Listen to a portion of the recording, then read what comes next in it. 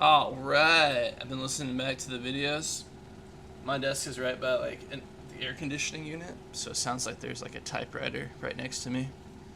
Not a typewriter, like an old movie projector. It's just like the You whole know time. what? For this genre, if we could, we could dial it in, it might be fine. It might Yeah, work to the atmosphere too. that's a good point. That's a good point. You gotta like put a sepia tone filter over all the art. Hey guys, reactions to us being famous enough that the author of the creator of the books is commenting on our videos. It's pretty awesome. Definitely tried to remember if I was shit talking too much. Uh, Luckily, this game is a good one, so Yeah. I'd It was kind of really feel cool. bad if some of my grumbling about 7-part pact. Ah, Jade Dragon, that fuck never talked to us. Only person in the world that ever played her game. Dude, friendship canceled with Jade Dragon. Bedrock Blog is my Wow. friend, best friend now. Whoa, this art is amazing. There you go. No reason. No reason for this art. Um, Looks like we're gonna be smoking some Celestial Bloom today, guys. Hell yeah. that's Gal's sister. That's the Yeah, makes poster sense. that he saw up on the. Amazing. But yeah, as soon as I saw the comment, I was just like flashing back to just like all the shitty stuff. I say about any game system, you know. Yeah, I was remembering me going like, I can't find anything in this PDF.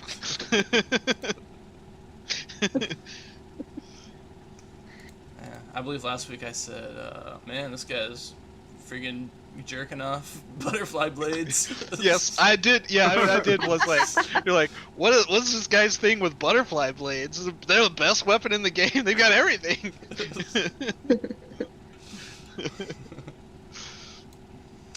Yeah.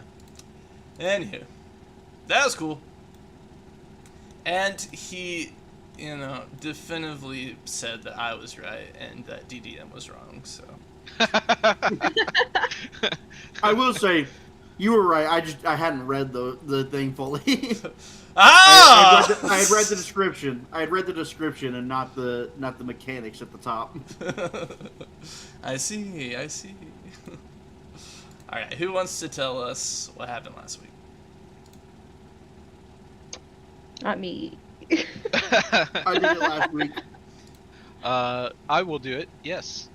Okay. So I'm also pulling up my notes as I'm talking, so definitely expect pauses.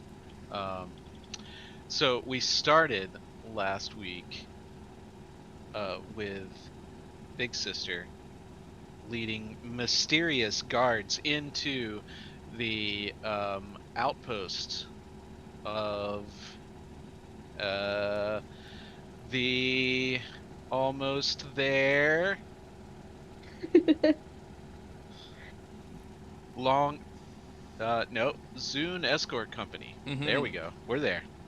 Um, and she started a conversation with Gusan of the Blade of the Lotus, explaining that they were not happy about uh, Lady 87 not getting her cut of what was going on. And Gusan seemed to be very confident, saying that only 4 of you are going to beat, my entire crew, whatever, of like 30 people, by the way. And Big Sister was like,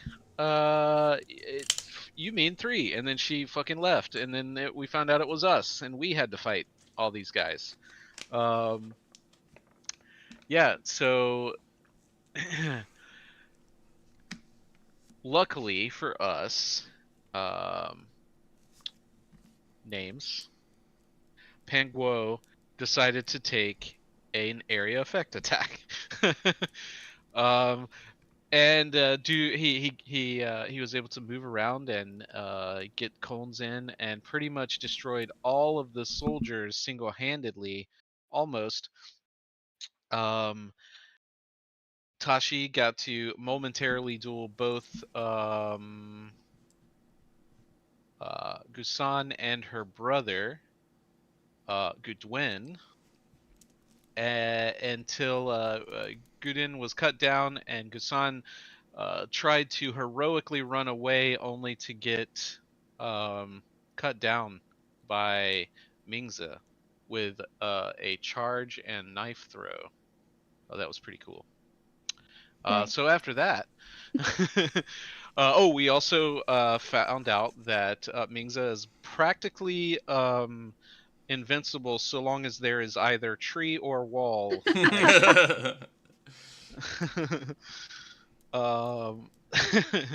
After we managed to finally get through a combat with nobody getting knocked out, died, or just outright losing the battle, we searched through the outpost and found some information that the Zune Escort Company would be receiving another shipment of the Celestial Bloom, or Celestial Plume, from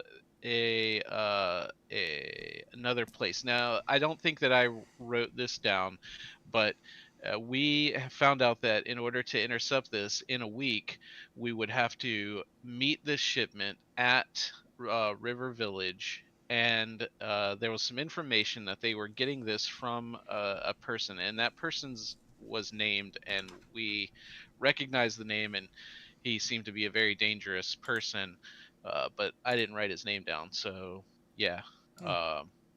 Hopefully somebody else did. Not me. And I was like, hopefully he won't be there, but then it sounded like he probably definitely would be there, so it seems dangerous. After that, we found out, well, okay, we have a week before we need to do there, and it's not going to take that long, so we have a little bit of time we can do stuff. But first step is to go get healed up. So we went to get healed up, and while there, we listened to some gossip. It seems that local Spinning Dragon Dojo owner, Master Chin, has quite the history with looking at how to pronounce another master in the map is gone. Tung On? Yeah, that seems right.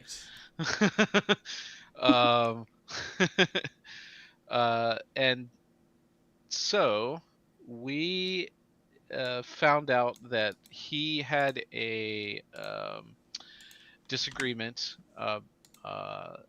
Xianing's mother went to left Master Chin, went to this other master who had the is it Silver Sword School? Yep. Oh, amazing. That also didn't get written down, so holy shit. Then, I briefly considered that we use some of the information that we have about Master Chin to try to ingratiate us with this other master so we can learn from him. But then, there we go.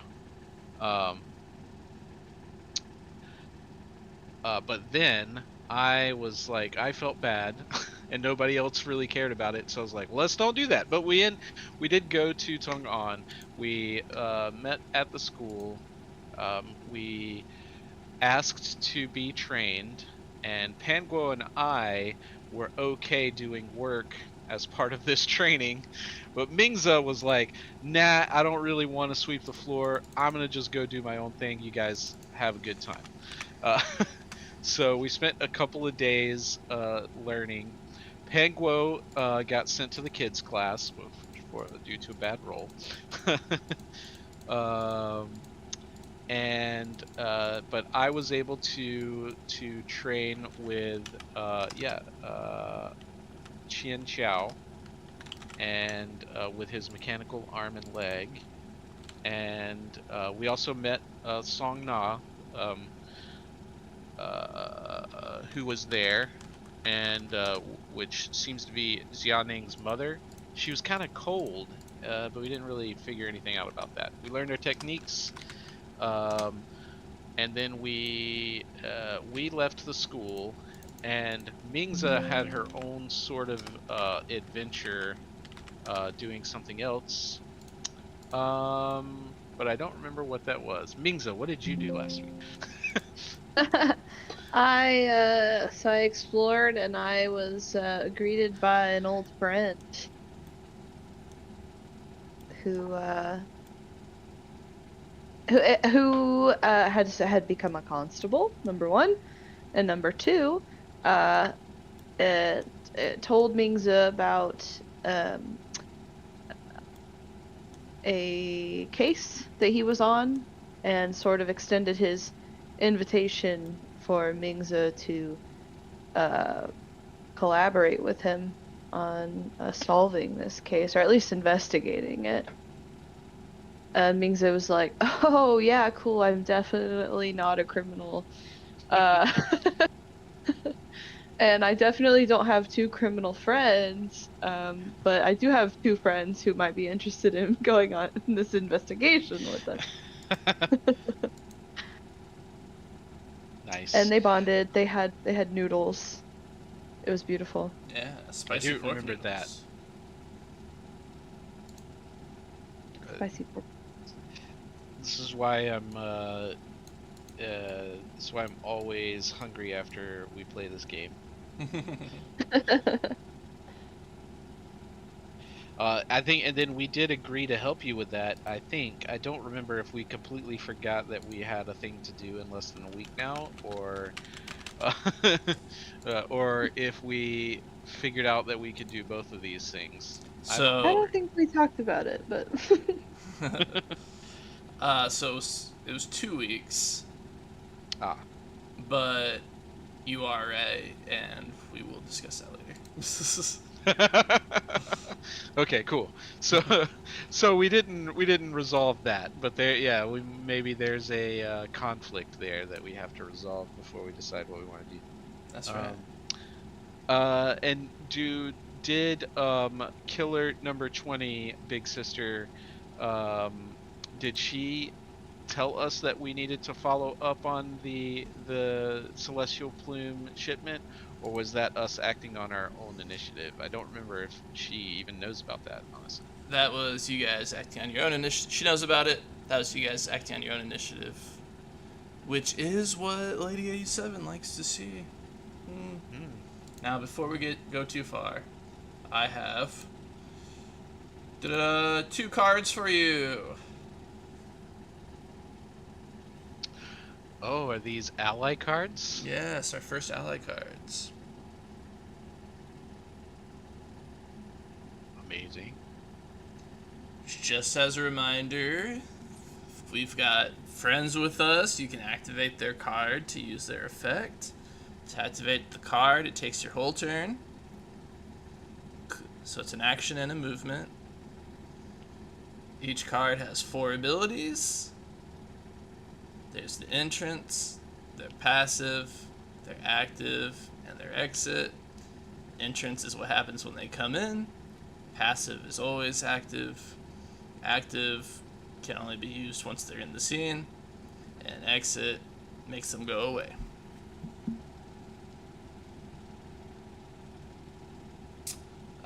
And they can be used once per day per session for each of the characters. You can have 2 out at the same time, which is convenient because we have 2.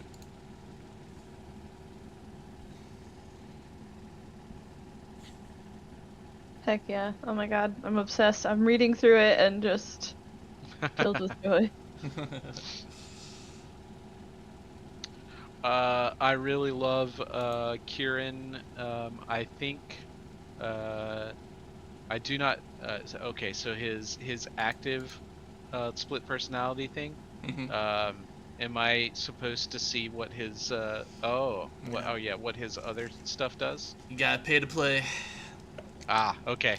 I can't see any of them. Let me see if you're. Ah, okay. That's because they're only in Tashi's journal.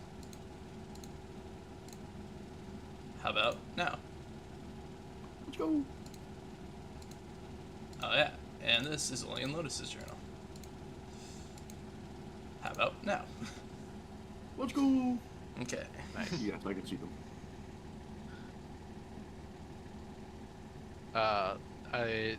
I like what I see for Kieran, but you know, it seems like the active ability is going to be hilarious. So I can't wait till I get to that.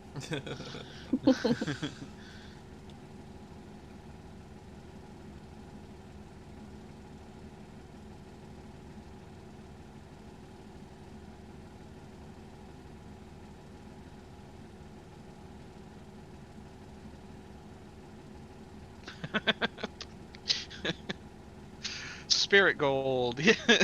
I just read his exit ability. It's hilarious. Oh, there's a there's a move. I forget what exactly it's called, but it's a counter to falling damage. Yeah, it's like something and- of the falling star. Yeah, and it would be really funny if on his exit he throws Pengyao up, and then I slam down onto somebody instead. Yeah. Instead with that counter. Excellent. Yes, that's the sort of creativity I want to see from my martial heroes. All right. I believe when we left off, I had you guys make the survival roll already, so you guys are arriving in the provincial town of Jha. Is that correct? We did make a survival roll. I remember that. Yeah. Okay. As you guys are walking, you guys make your walk. Lin is like, so, Mingza, what you been up to since we left the army? You know, just trying to keep my head above water. It's rough out here, you know. I didn't realize it. Yeah. So, you know, taking odd jobs. He nods. He says, "Yeah, you haven't become a wandering hero of Ogre Gate, have you?" He said the name. Oh.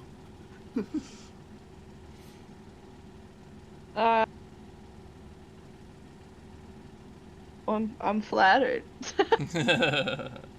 He laughs and pats you on the back and says, "Yeah, 'cause you know I'm duty bound to report you to the Emperor if I find out that you've done anything other than retire." Even me, even your old best friend, you'd turn me in just like that? He winks at you. And he says, "But out of everybody, I thought you'd be the one to, retire quietly." You know, I did for a little while, but I think I've got this restless grasshopper in me that just wants to keep jumping around. He laughs and he's like, "Not me. You get me set up at a good fishing spot, I'm done." I remember. Long after I was done, you'd be pulling in 3 or 7 more fish. I'd be passed out in the shade. Good times. And he says, "Ha ha ha ha ha ha," into the sunset. Uh, we arrive at Ja. Ja is a town known for its fine crafted goods, particularly its furniture and musical instruments. There are numerous workshops here, and many restaurants as well. There are also several lumber yards and wood workshops. And this is because it is close, or actually inside, of world-famous Yaoguai Village, Yaoguai Forest. Which is a big, you guessed it, forest. Whoa. I know. We've got flashbacks from entering the forest in our Legend of the Five Rings games. Yeah. We should turn around now. Made an impression. Alright, boys and girls, when you arrive here, does anybody have, like, I don't know, knowledge underworld, lore underworld, scholarly pursuits underworld? How do you play this game? Oh, you know what? Let me open up my character sheet for the first time during this game. Okay. I don't think I have any lore. I think it would be like Cool. Institutions? Yeah, or- institutions, crime, prime institution. places / culture, Fanju underworld. That's what I would say. If you are, looking for a new skill to acquire, I'd probably say that one. Yeah, cool. Yeah. I don't have it. All right. Yeah, there is also places, cultures, so maybe cultures underworld might be it. Yeah, I'm saying if you develop a new one, it should be like Fanzu underworld. Nice. Should be the place Gotcha. and the culture. All right. Well, roll it untrained, you slobs. Yeah, I mean, honestly, seems right because I think most of us are pretty new to the underworld. That's right. You've just been birthed. Well, it's a 6 for me. 6 is pretty good. Oh, just one of us or both? Everybody. For everybody. Gal's here. Don't worry. I That's muted right. myself because I was eating. I didn't want to show up on the recording like that. Oh. But we could guess what you're eating based on what it sounds like. Wouldn't that be a fun game? Oh, yeah. Probably not for the audience.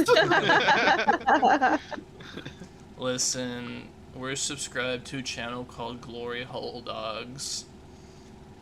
You know. You'll acquire the audience. The audience will find you, you know. Shout out Glory Hole. Shout Glory Hole Dogs. If you're thinking that sounds like somebody feeding somebody hot dogs through a glory hole, You'd be correct. you'd be correct. Okay. You know what? I am glad you explained it. I'll say that. I'm glad you said what it was at least. 'Cause Yeah. the mystery was worse than the reality. I Sure, will. yes. Yeah. It's like the rules of a horror movie. You try not to show it as much as possible, so they spiral. So the audience spirals. Oh yeah, Glory Hole Dogs does sound pretty bad out of context. Yeah, DAWGS. Yeah. There was a like a live play that I was listening to where one of the players every single game would be eating on the stream. And like one time, like I actually pulled up the YouTube comments to see like if somebody had complained about it, and they did. It was a common complaint, and the channel did reply and was like, "We've talked to her about this." However, there are several more episodes that have already been recorded. And I was like, maybe this one's not for me. There's been a few things where I've like just like playthroughs and stuff where something annoying me. I was like, I'm gonna leave a comment expressing my distaste, and I went to do it. And I was like, to what end? Just stop watching it. What good will that do me other than some primate sense of aggression? Satisfied. I honestly forget that we record these things, so I'm definitely not over here trying to keep, a clean audio. No, yeah. I'm recording right next to an air conditioning unit, as I said. But yeah, hey, actually, that same weekend, got a comment from the creator of 100 Years of Ogregate, and also somebody commented on one of our 7-part pack videos, and they're like, "Thank you for playing such a niche game." Oh, amazing. Yeah, I was like, that was exactly what I was aiming for. Is when I was looking at play of that game, I couldn't find anything, so I was like, "Hey, this is our chance." World's first. Pioneer this. Yeah. We're the world's first group to finish. Stonewalker's first group to finish a campaign of of 7-part pack. We're gods. A fantastic game of 7-part pact, might I add. That's right. Yeah. It was a very solid conclusion to that game, I think. Yeah. I agree. Anyway, now that we've finished glory holing ourselves. Yeah, there's that word again. It's like when you learn a new word and you just start using it. I'm sorry.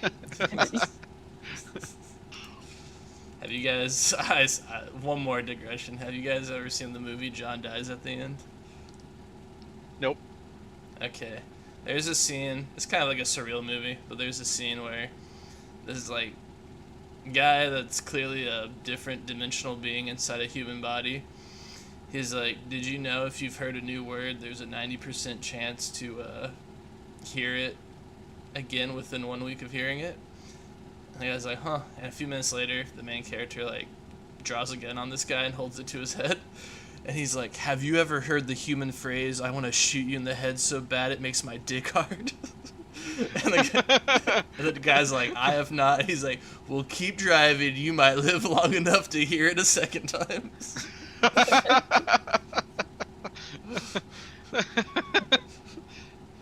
Yeah. God, I love that movie.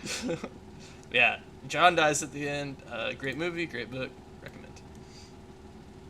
So, you guys arrive in the town of Jia, and you are going to investigate Baiju Mountain. This is a tall, like, tower-like liquor store that was run by 10 siblings until a few weeks ago they had an encounter with a tax collector who they moitered and then ran away. These are the facts of the case as you come into it. So you guys arrive after your weary travels to you guys arrive at the Baiju Tower, or Baiju Mountain is what it's called. A colorfully, gaily painted establishment that has been boarded up. And it's clearly like the looters have gotten to it already. It's kind of in shambles. Even though it's only been like abandoned for a few weeks. And Lynn says, "Well, it looks like this is the place," and he gives you guys that information. That 10 siblings used to live and work out of this shop, and he comes up to it, and at this point, some guy like hops over to you guys. I said some guy, but he's not some guy. He's man.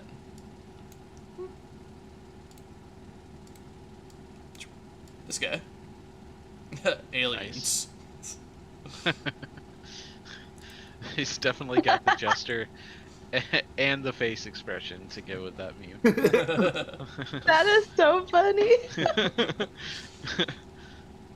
This is County Magistrate Juan C. And he comes runs skipping towards you guys. And he's like, "Oh, Constable! He comes to you guys. It's like, "Great to see you here. Great to see you. Thank you so much for, you and your deputies arriving so promptly and, aiding me." And Lynn kind of rubs the back of his head and he's like, "Oh, yeah, no problem. My job's to help when I'm called. And he's like, so what's the situation, magistrate? He says, well, constable, these, beastly ruffians, the Song family, they beat to death my very own tax collector in their own shop. He says, oh, why'd they go do a thing like that? He says, for collecting taxes, obviously. And Lynn nods. He says, nobody likes taxes. And Seems fair. this guy's like, bah, bah, bah, bah, bah, bah. And he's like, I'm just kidding, magistrate. Go on. And he's like, well, there is no go on. They ran, proving their guilt. They ran out into Yaoguai Forest. You have to find and apprehend them, and mete out the Emperor's justice to them. And Lin nods his head. And he's like, okay, well, I'm gonna look around a bit before doing all that. But I'm sure you'll be available if I have any more questions. Magistrate's like, what's there to question? A man's dead. You're here to bring these villains to justice. And Lin nods his head and says, I'm here to see that justice is meted out. And he kind of just stares at the magistrate, and the magistrate's like, well, I'll leave you to it. Kind of storms off, and two flunkies storm off after him.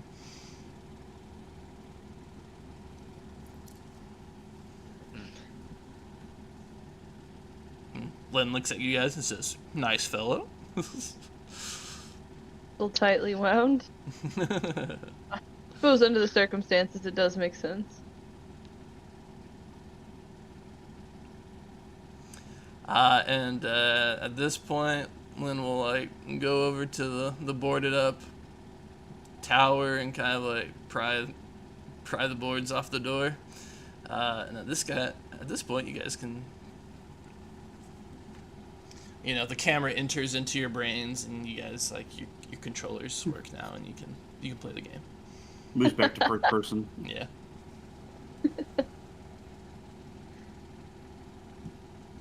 When you switch weapon, your hands just Reach swaps behind your up. back. They just fall out of frame and then come back up with a new weapon set 'em.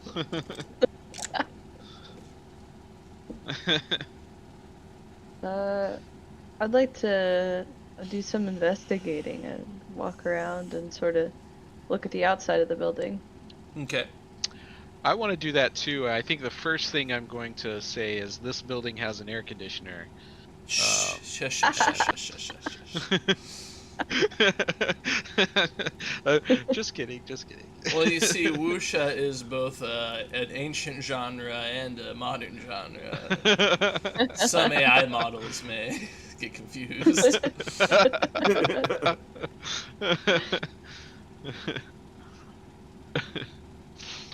Yep. When we get big, we gotta hire an art team to do stuff like that for us. Yeah, I can't wait to be able to afford hundreds of images. Well, I will look over at Mingza because this seems to be the sort of thing that Mingza would be good at. Yeah, sure. Okay, yeah. I would like to investigate. I look at my character sheet. Oh, no, it's still doing this weird in and out of existence thing. Take a look around, pretty Mingza. Okay, I got it. It's back. Alright. So this would be reasoning or detect? Detect, probably. Yeah, detect, expertise, investigation. Ooh. Ooh. I got that, right? Yeah. Yeah. What does that give me? It's out of existence again. Gives you an extra dice when you're rolling your expertise. Excellent. So that's 4d to Whoa. 10. I was right. Mingza is good at this. 9. Your lazy takes one away though, right? Yes. Damn it. Oh, Okay, and it was I'll the reroll. last one. I'll reroll. Yeah. Ah, 5. Ooh. Could have just taken one of those 4s. You I'm walk. happy with that. You walk around the outside of the tower for a little bit, but you don't see anything that really stands out to you. Alright. Yeah, no evidence of them leaving in a rush. What it looks like to me. Otherwise, there might be dirt and stuff scattered around here. Yeah. Alright. They clearly had time to board up all their windows and doors. Don't want to waste any more time out here. I think I'll head inside.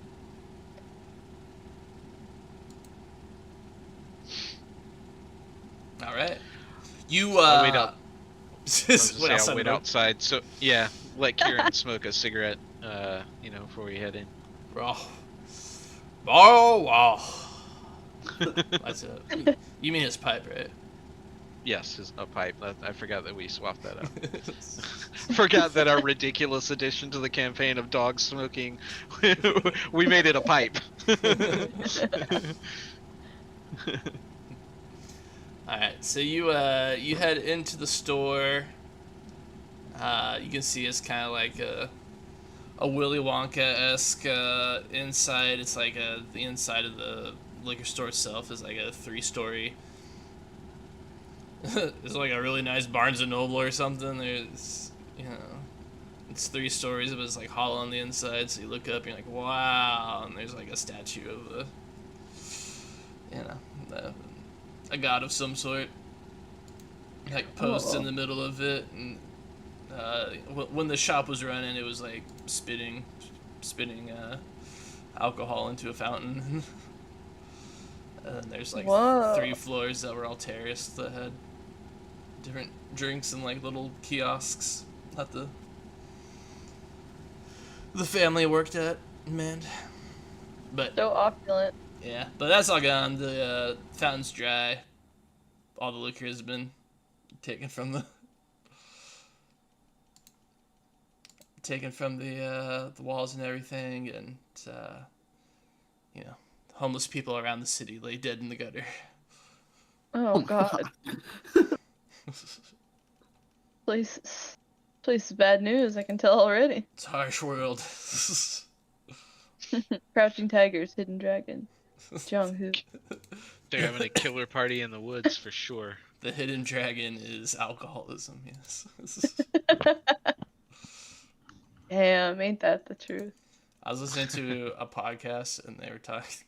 They used the phrase Frankenstein's dad's monster, and then they're like, the monster is alcoholism.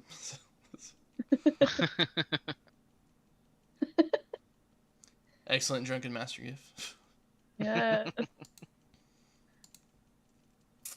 All right. What do you guys do once you're inside the shop?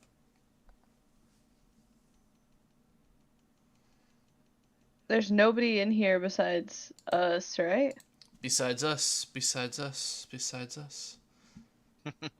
That's what I'd like to check first. No squatters. Okay. Yeah, another detect. And this is at normal, right? Yes. Should be 2d10 because I'm lazy. 8. Nice. Yeah, you're like, is area secure? Check the corners. Tango's routed. Yeah, you check everything first, make sure no one's living here. Ironic, since it's on the 4th floor, there's like a bedroom area. It's like a living area. It's got like a common room with like 4 different big rooms that have like a bunch of mat type beds on the ground and stuff. So there is area to be living in, but It's a ghost town. It's a ghost town. Weird. And it looks like no one's been here for a while. Yeah, no one's been here for a few weeks. Few weeks. And the tax collector got killed here how long ago? A few weeks. A few weeks, okay. So something bad happened to a city official, and all the vagrants are trying to stay away as best as possible. Yeah. Okay. They don't want to be tied to the crime. Yeah. While Mingza is making sure the coast is clear, I will be searching the cupboards to see if there's anything left over. Okay. I'm gonna have this be an opposed check, and it's going to Okay. be opposed to the stats of the local nature-loving monks. Okay. Let me see what they're. So it's gonna for you. It's gonna be detect, and for Okay. them, it's gonna be thievery. Okay. A 4 for me. Pretty good.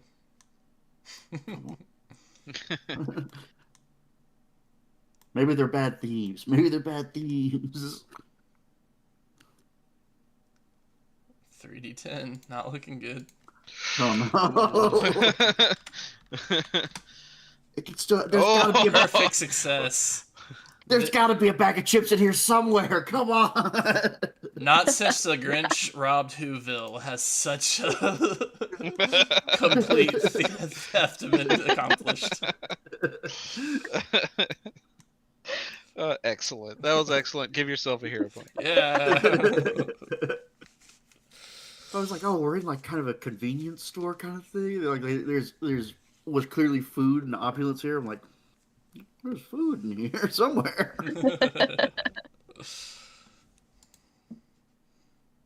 Okay, no potato chips for me. Yeah. Sorry, bud. You hate to see it. If only your best friend was here. I'm gonna have to figure out some food related passive for that guy.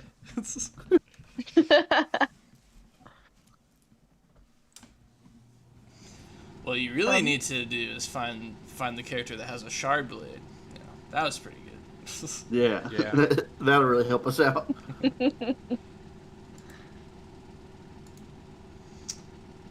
Liz appears again. She's here too. That's how we find out she's a world just hopper. Don't make them your enemy.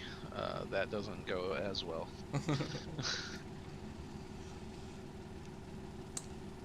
All right. Food, no. Vagrants, no. What's the next? Did Lynn come in here with us? Yeah. He's looking around. I want to ask him if there are if he had any like witness testimony. People come forward and say that they oh, I saw it happen and it was horrible.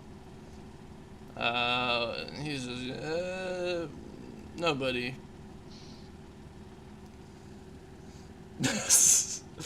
Wow. No reports. I'm sure we can ask around and see if someone knows.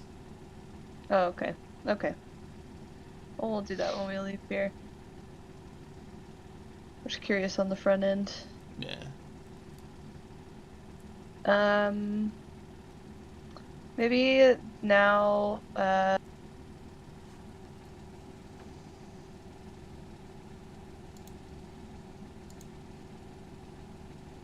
maybe Riley doesn't know, but maybe Mingzu would know. I'd like to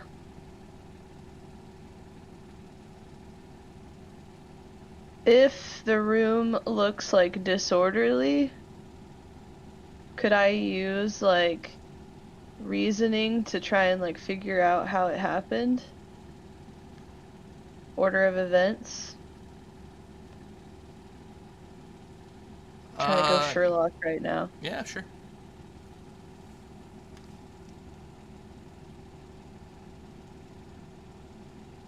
Alright, that is 3d10.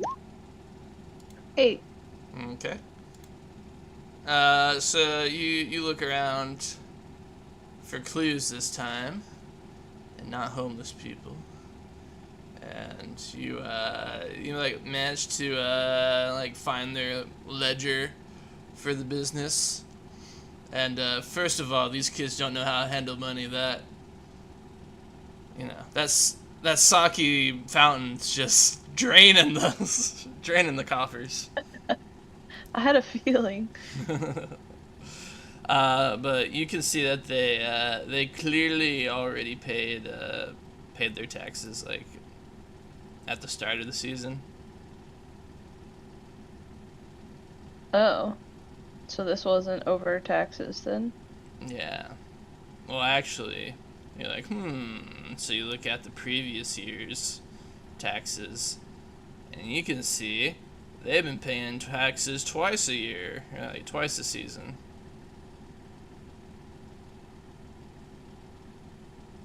So overpaying? Yeah, exactly. So, you also notice in their bedroom area, they have like a lot of like Zhanghu pillow books. So they have like a lot of storybooks about the Zhanghu and like martial heroes and stuff like that. So you, and they've got like little martial training area. So you come up with the theory, these guys have been getting extorted by this tax collector probably for a little bit, for a few years. And these guys are really into like martial heroes and like the romantic idea of like fighting for justice and defeating corrupt criminals. So you think this time around when the tax man came for a second time, they got fed up and they opened up a can of kung fu on him. And killed him? Killed him. And then fled. You think it... Mingzou will ask Lin, do you think it could have been an accident? And now they're on the run? Because they don't want to suffer the consequences? Yeah, it could have been, Tax guy just has a squishy, decadent rib cage and they accidentally kick right through it or something like that. That's crazy. So the tax collector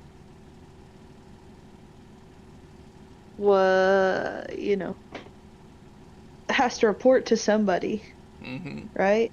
Yep. And so I'm curious now if it was the tax collector that was doing this or if it was somebody telling the tax collector to do it.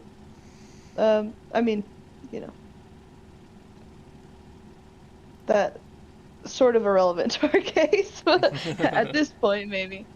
If we're trying to track these people down, but He says, no, I think it's worth if there's corrupt goings on in this town, it's worth us knowing. Right, yeah. I'll gulp. Yeah. Yeah, Lynn's like a slow, easygoing guy. He's taking this all slowly.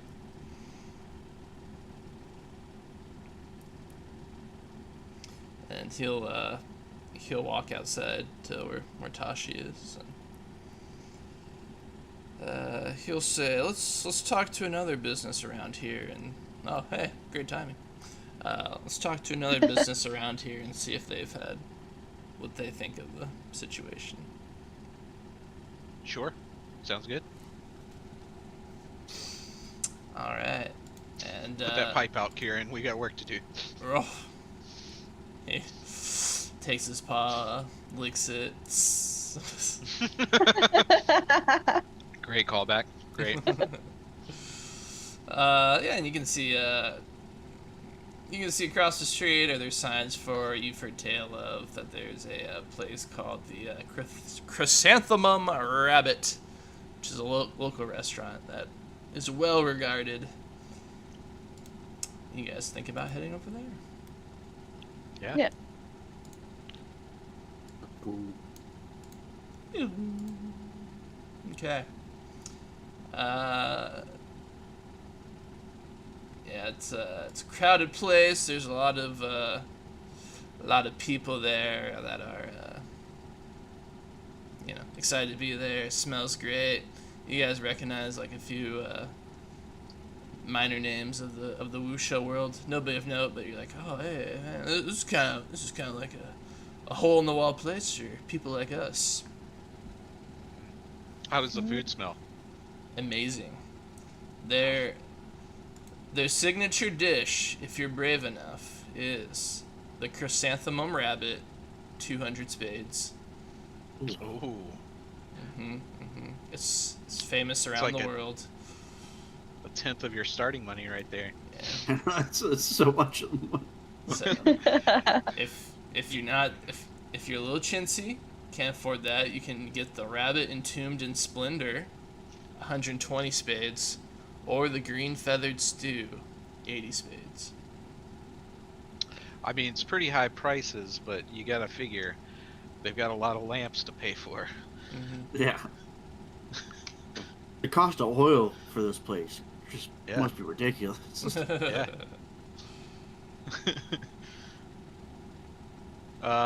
Cool. Should we? Maybe they'll be more willing to talk if we. And there's absolutely no ulterior motive here, but maybe they'll be more willing to talk if we eat a good meal first. Yeah. I It, could eat. it would help. It would help us blend in more.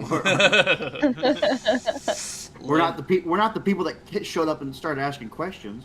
We're some people eating, making conversation. Lynn nods his head and says, "This one's on the magistrate," and he'll take his hat off and walk into the restaurant. Mingzi will clock this action. Say no more. I was like, I'll be getting the fancy rabbit. Yeah, that's 4 chrysanthemum rabbits. 5 because Kieran probably wants one too. And one for the dog. And your waiter comes up to you. She's got a big gap tooth smile. She's got round ears like a monkey. And she says, "Oh, wow, high rollers, of course. You're not going to be disappointed. Everybody loves the chrysanthemum rabbit. What can I get you to drink?" I'll have tea. All right. 1 tea. Make it 2. Water, light ice. Water, light on the ice. Ordering ice at this time. This time period, much more expensive than the rabbit. You don't have to fill it all the way up to the top, just a little. What? I don't want a lot of ice. That's good. All right, DDM, what to drink?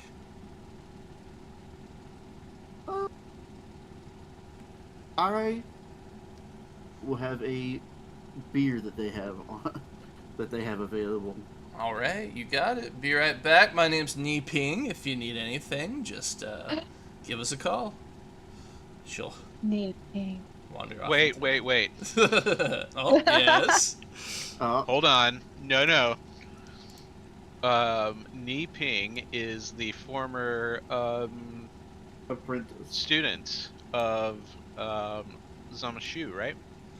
Yeah, we got it. Good job, guys. The players do care. All right, you guys are rewarded with her picture. Oh, She's amazing. so cute. I love her. Who's the girl from Avatar? Avatar: The Last Airbender. Oh, yeah, I know who you're talking about. The acrobat. Yeah. Ty Lee. Kylie. Kylie? Yeah. That's immediately what I thought as soon as I saw her. I was like, oh, that's Ty Lee. Oh, Tyler.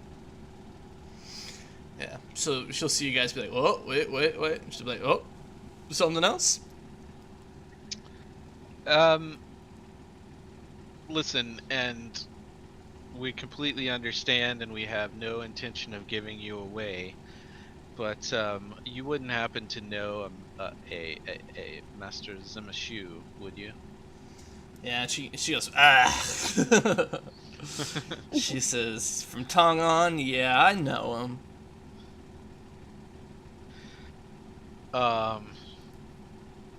So, you know, I'm glad we met you. He told us to keep an eye out for you, but something seems a little fishy with him. Am I right? He goes, wants to drag me back to his stupid shop for more training? No way. I can't stand that guy. It's all rules, rules, rules. Yes, sir, yes, sir, yes, sir. No time for myself. What happened to his other apprentices? And she says, oh, well, yeah, there's no denying that he's a master and very skilled, and, as an apothecary, some of their techniques involve some internal alchemy. It's just very intensive training that not everybody's able to survive. Says, I probably wouldn't be able to, I'm going to survive being in the same room with him after a while, so. But yeah, 8 apprentices before me, all perished in his training. So he makes like pills that are supposed to, if you can survive it, strengthen you, something like that. Yep. Man, well, I see 8 that didn't make it. Do you know if there's any of them that did? She says, no, I don't think so. Otherwise, he wouldn't be so desperate to find an apprentice to carry his legacy on. And if she says, like I said, it's a shame that he's... She strangles the air. Because he really is amazing, but stay away. Not worth it. Whatever... Yeah. How useful is it really to be able to tell the exact moment someone's gonna die? Yeah, I mean, most people don't even want to hear that, right? Exactly. And she sighs and she's like, I'm currently in the market for a new master. And she looks at you guys and she says, well, I mean, if you guys were able to track me down like this, maybe you know her. And she leans down the table, looks to the left, looks to the right. Have you guys met Saffron Tigress? You're talking about the former rebellion leader? Yeah. Everybody's looking for her. I met a monk at the old temple that she used to work at Wanpei Temple? Yeah. Wanmei Temple? Wanmei Temple, yeah. Yeah, on my own journey through the Jianghu, I went there to pay my respects, and I found a monk living in the ruins, and he directed me. He said if I want to get stronger, I should try to find Saffron Tigress. And she says, but, world of Jianghu doesn't always make you much money, so I gotta refill my coffers working as a waitress. And so she says, so, tip well. Sure. Yeah. You got it. Lynn pats his purse and gives a thumbs up.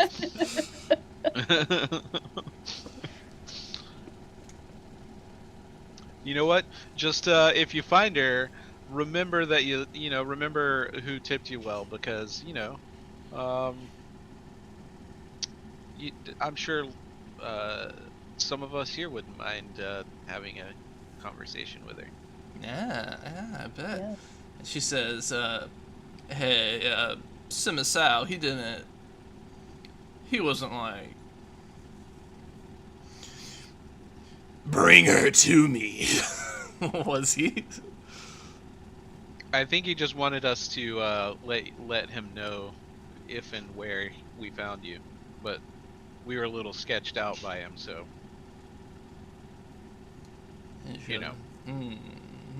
Okay. Now, here's the thing, though. Not saying that we're the only ones that he told that to, and maybe, maybe we're not the only ones looking. So, be careful. She nods her head, and she's like, "Thanks for the tip." She says, "I'll keep that in mind." She looks around the restaurant. And she's like, "I've been thinking it's about time I move on anyway." And Lynn will say, "Hey, while we got you here, let me ask you something." And he goes, "It's concerning the folks over at Baiju Mountain." And she gets a little defensive, and she's like, "Okay, what is it?" And he says, "Well, Mingza," he turns, Yep. hands it over to you. Oh, what am I supposed to say? What? Yeah, ask I her think he about wants this. you to, ask about the taxes and what happened over there. Yeah.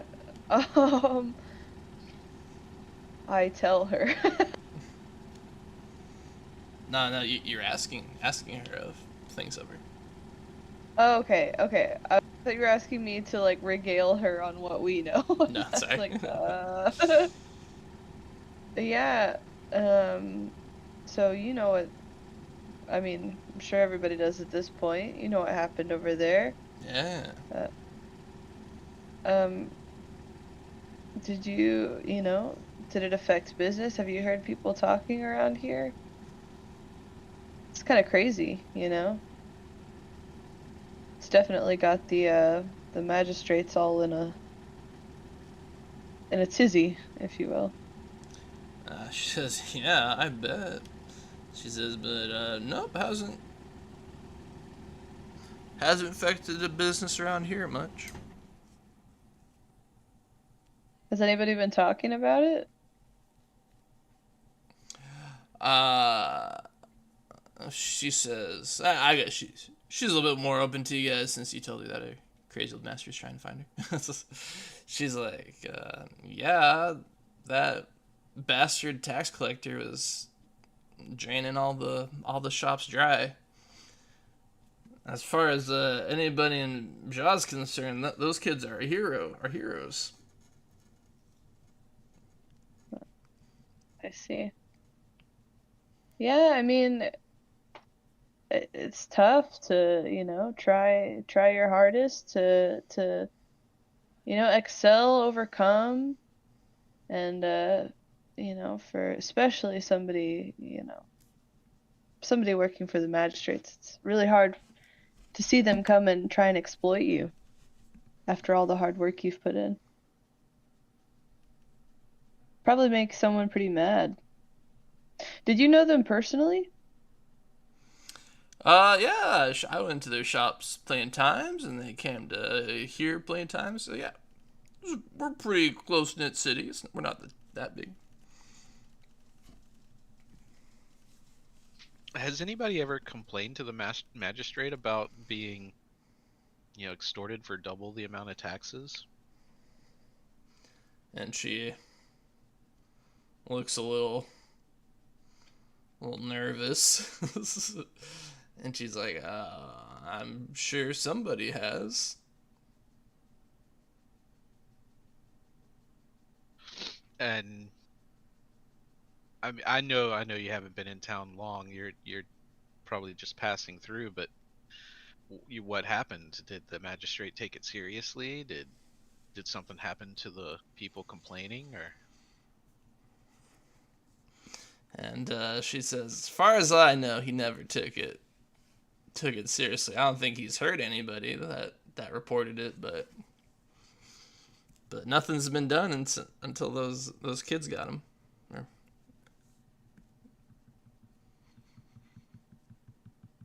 Magistrate and the tax collector good friends, or you know Yeah. The magistrate's the one that got the guy the job. Interesting. Okay. Mm-hmm.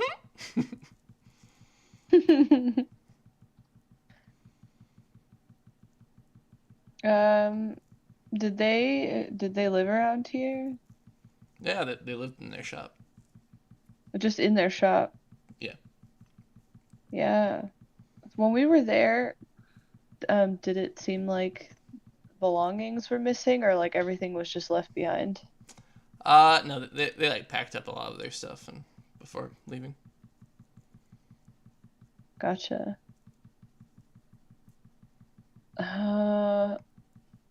We need to figure out where they would have gone. If we want to catch them. I don't know how we feel about it. Well, we're here to catch the people that have done wrong, and maybe the person we're here to catch isn't the people defending their livelihood. Maybe it's the corrupt magistrate. Here, brother. I was just getting a vibe check in the room. And Lynn says that's true, but I want to find these siblings before we do anything else. The magistrate's not going anywhere. Not yet. Can't hurt to find them and have a conversation with them. Maybe they can tell us more about what happened.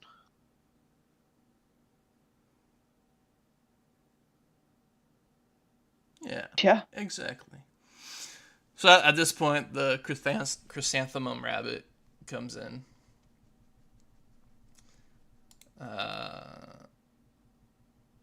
It is a dish of indescribable flavor and beauty, so I won't even try.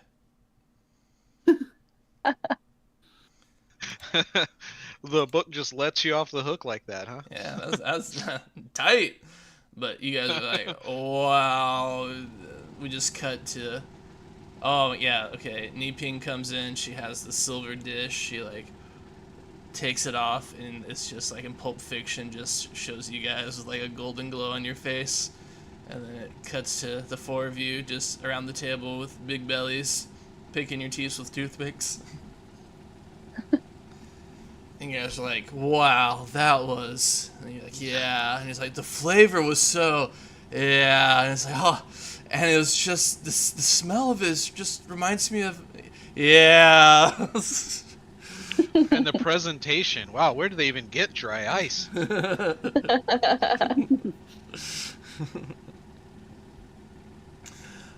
So, with that well eaten, and you guys... It's getting late, so you guys like check in for the night at the local inn. You said it's getting late, not getting laid. Correct. I was like, whoa, what? All right. You guys are getting laid. So this...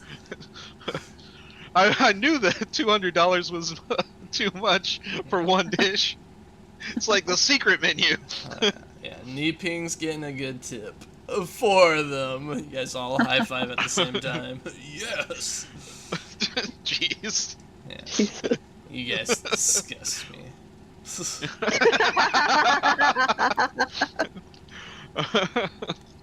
I feel like I didn't do anything. Yeah, it's like, I don't think I was on board with that.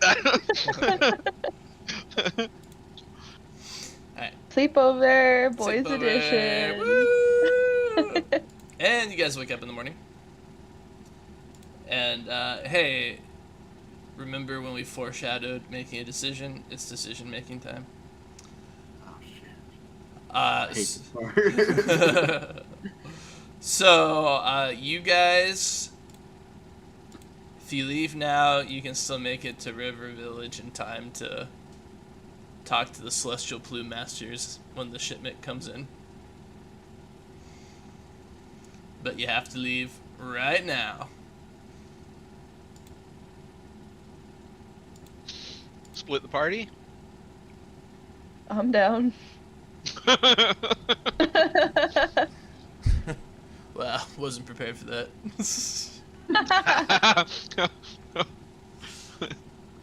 Excellent. Now both combats will be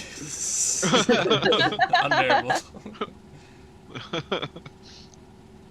All right. Well, what are you guys thinking? We're definitely on a timeline for the one problem. Oh, Lynn what said the problem's magis- that? Well, we'll say Lynn's out peeing. Should take about 10 I minutes.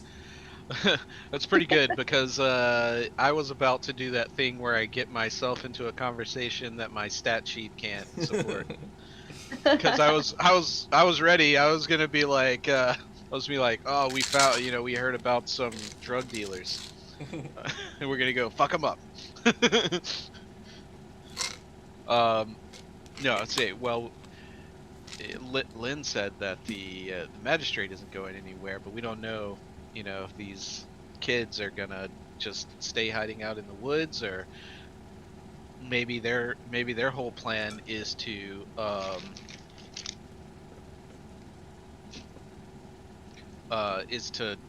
come back and get the magistrate. Who knows? Maybe they're not Yeah. done. So I don't know. Should we try to do both, or should we pick one of these things? I know you don't want to let your friend down. What are you guys thinking?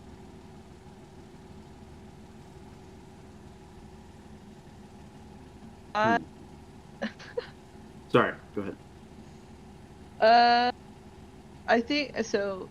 Mingze, I think would stay. He's I don't know. I just feel like he would stay. This is like his forever best friend, and this is probably much more interesting to him than than the plume thing. Myself as a player, I'm very much like I'll go wherever the party wants to go. So I'm conflicted. So I would like to hear your 2 cents as well.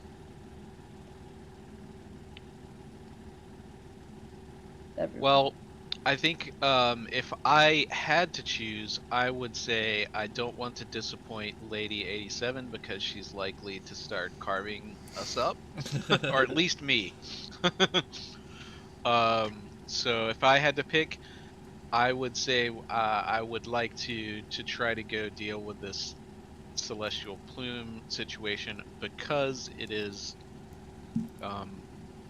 still tied to like our first mission that we were given. However, I don't want you to disappoint your friend, so if we can find a way to put one of these situations on hold, then I'd be down for that. I'm also would be down for trying to creatively find a way to split this party up and try to do both if that's what you guys want to try. Doesn't sound like the GM wants that. No. Like, Sounds please like don't do that. Please a don't. decision is needed to be made.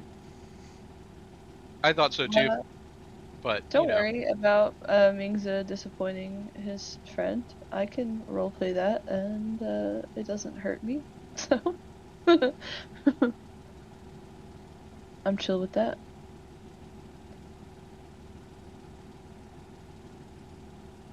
Mingze is probably also conflicted at staying because he's like, at some point, Lynn's gonna find out that I'm a criminal and he'll hate me.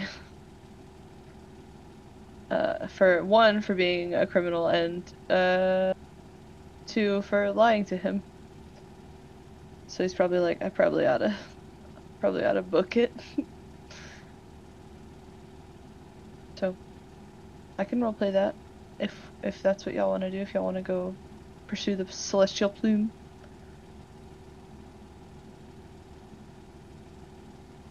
Gal, you've been quiet. I was just saying, I think it makes more sense for us to go and try and address the celestial plume, as it's tied more into our organization, and it's what we were sent out to go do. Word.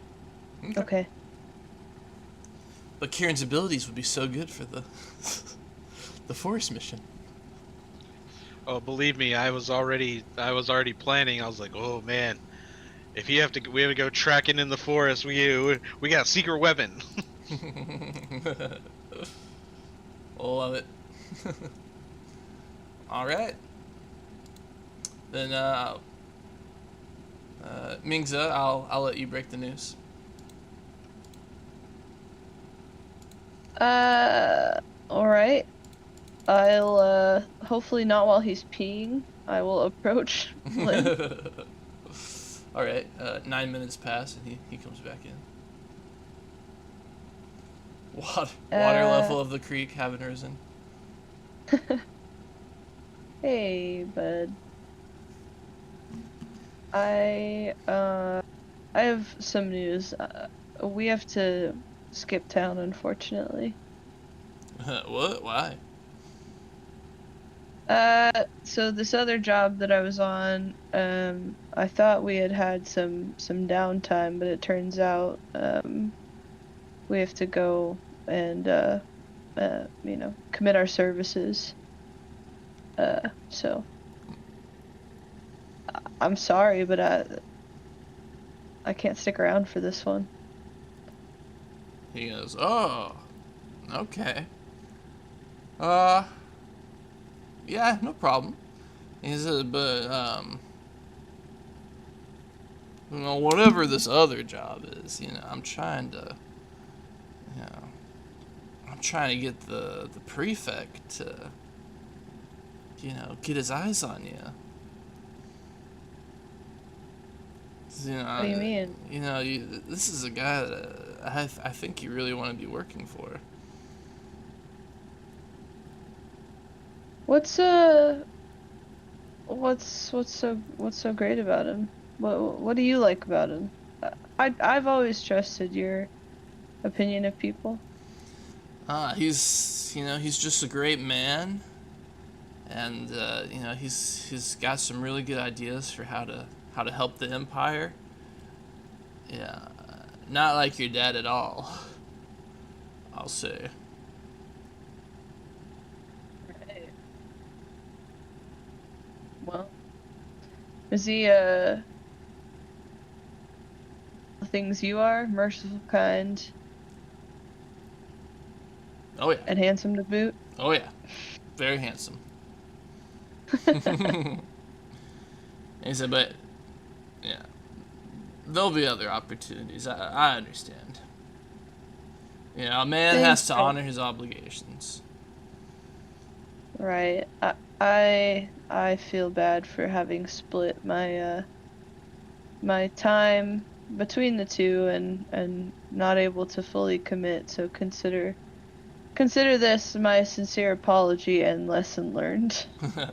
Hey, you gave me what help you could, and you can roll empathy. Okay. Best of luck to me. Oh. Adjust.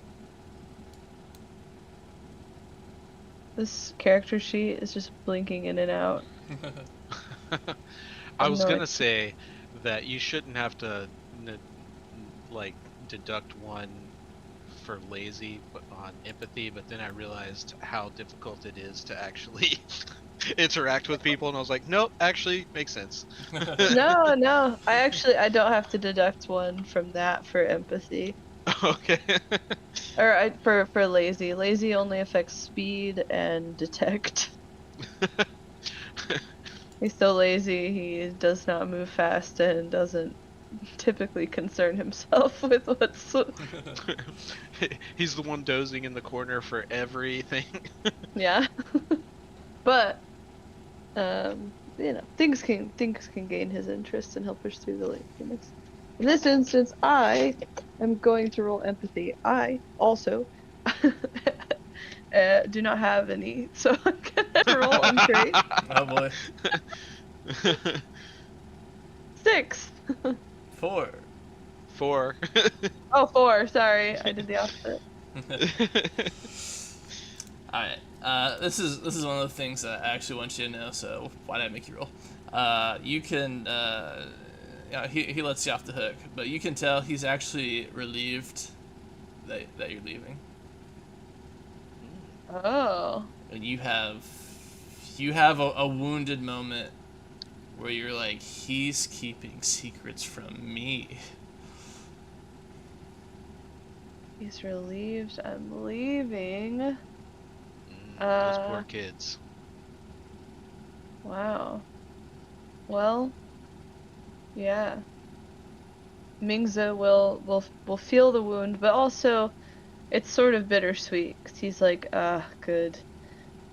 Maybe this distance between us will keep Lynn out of the mess I've gotten myself into. And he'll give him a head nod and wink. Say I'll see you around. He's like, oh yeah, I'm not giving up on you this easy.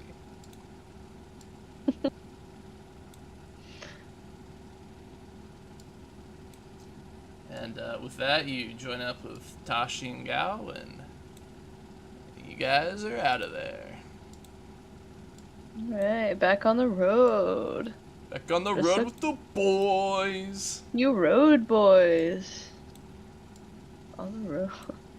So you guys are leaving town when you see that the road is blocked by a woman in a red sheephow, and she has her arms slung over a staff that she's got behind her back.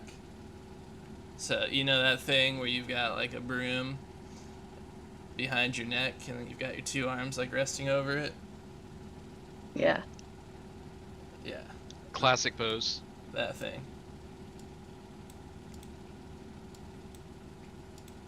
And Who was doing that? why? None other than Niping. Oh, okay.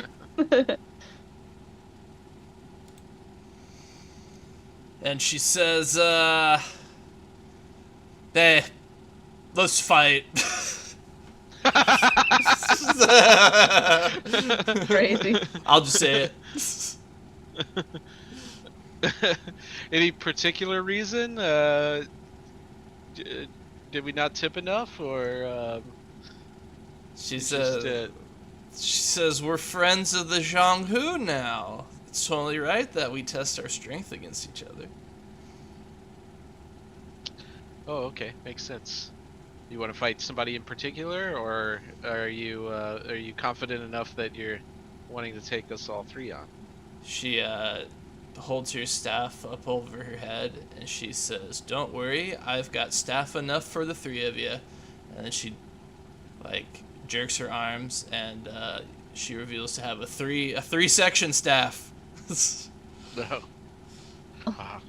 I look over at Mingza and I'm like, I thought she meant she brought the staff from the restaurant. That's they all come out with cleavers. You've heard of the 87 killers, meet the 87 grillers. Nice. Bunch of guys in sunglasses and aprons and spatulas. So she says, do you accept my challenge or do you run away like a bunch of little babies? Guys, we gotta go. Is this a distraction? Are we being distracted right now? She whirls the two in sections of her three section staff in circles in a hypnotizing motion.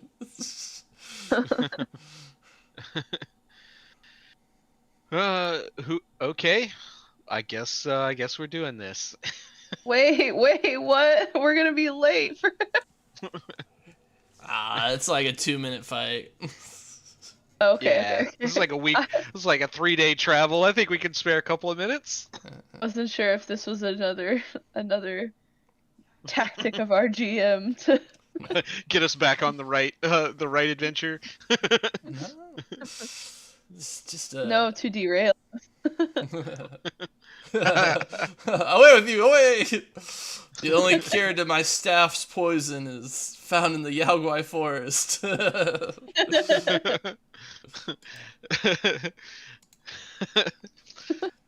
I'll be honest, I kind of wanted to go tromping around Sherwood and find Robin Hood, but we got drugs to buy.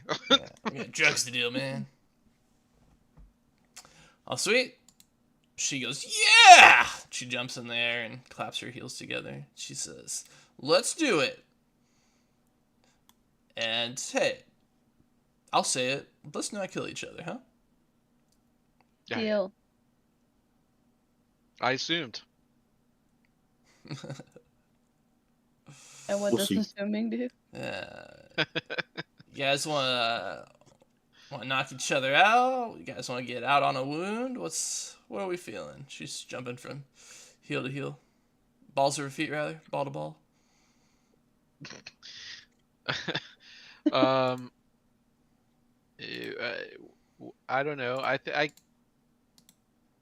What do you guys think? We going first blood, or I mean, poor Pan has got such a huge medical bill that he's paid so far. I think. I don't know what's worse, KO or wound. Well, how long? I think- How long are we going to be traveling? 7 days. Oh, so we could get 4 days, actually. 4 days. yeah we could go to all but one wound down to one Yeah. hit point. Maybe and then let's travel do and this. be fine. Yeah. Maybe let's do this like tap out fashion. Like, Granted, that's assuming we don't get attacked on the road, which is a complete possibility. And I could be Yeah. setting us up for failure in doing this. But Hey, Tashi's been if great. we go to one, I'm probably out before I go. I probably don't get a turn. All right. Tap out sounds good then. Yeah. If you take a wound and you feel like that's good, just tap out. All right. Let's do this. Roll for speed. 3. Excellent. Okay, we've got a chance, guys. 7! A 7! Let's go! That's probably the highest speed I'm Amazing, ever going to amazing. roll. Just have to look and remember if I'm rolling 2 or 3d10. 2d10. I really should get at least one thing in speed, just so I'm I not also rolling get a 7. at disadvantage. Oh, that is sad. Your other roll was a 9. Yeah.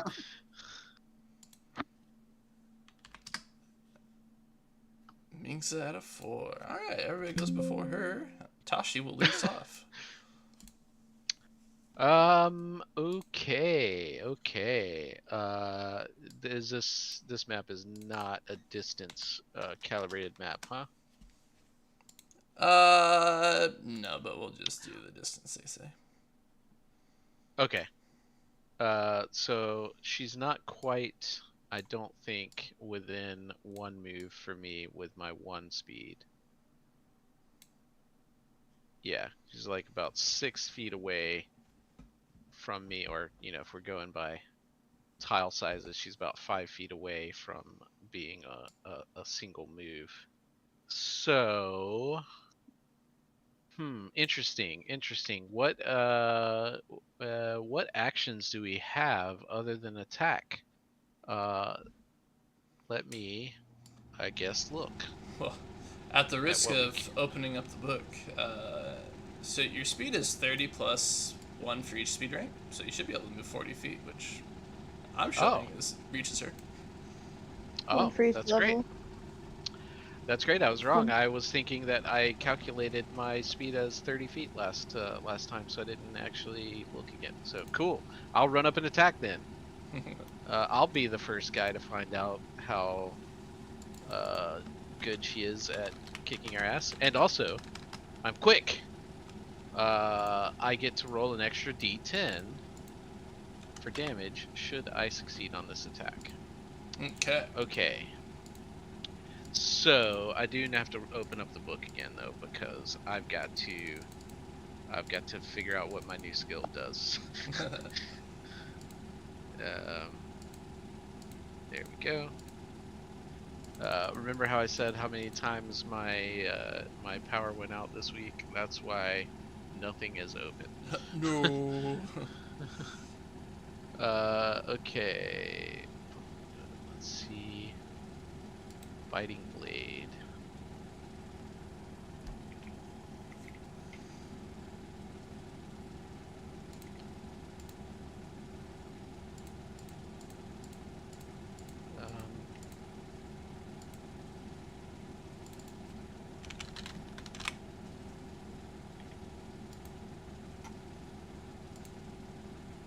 Alright. Come on. Yeah, there we go. I think I want to do this because I think it takes off of my attack dice, but sorry, there we go, found it. Okay. Make a single carefully aimed and timed blow that bites deeply into flesh of your opponent. Technique requires a blade weapon. Make a melee roll against the opponent's parry at a negative 1d10 penalty. On a success, roll twice the normal damage die, and for the purposes of determining damage, subtract your ranks in Waija from the opponent's hardiness. Ooh. On a total success, the attack also inflicts an extra wound.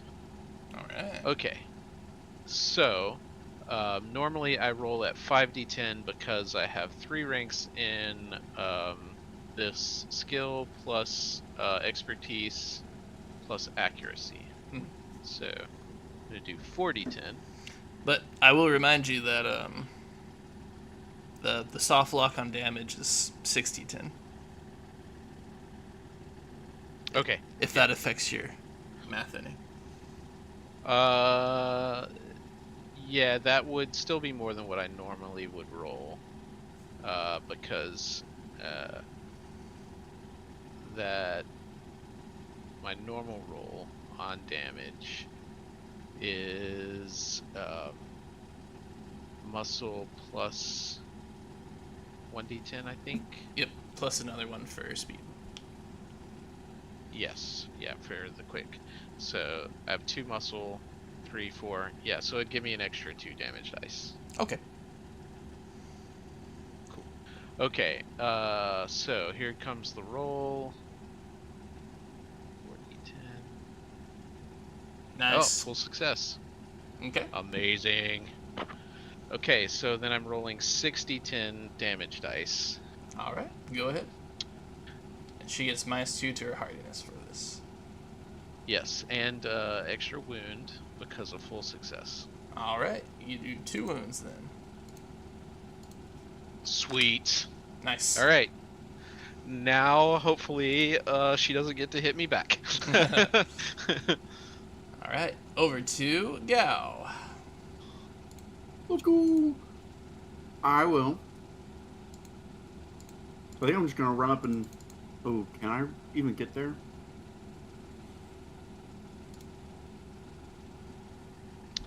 Oh, you know what? Just maybe you didn't want to, but just out of fairness, I didn't ask you if you wanted to counter that. I didn't say it. Okay. She doesn't have a counter to it. Oh, okay, cool. Yeah, I'd assume I can't fully get to her. Excellent. Well, blasting blader. Yeah, it's like, how far of an angle can you cut, and will the blasting blade include? I could if I went like over here, I could probably get her. Yeah, get it right in the edge. Because you're only trying to get one thing.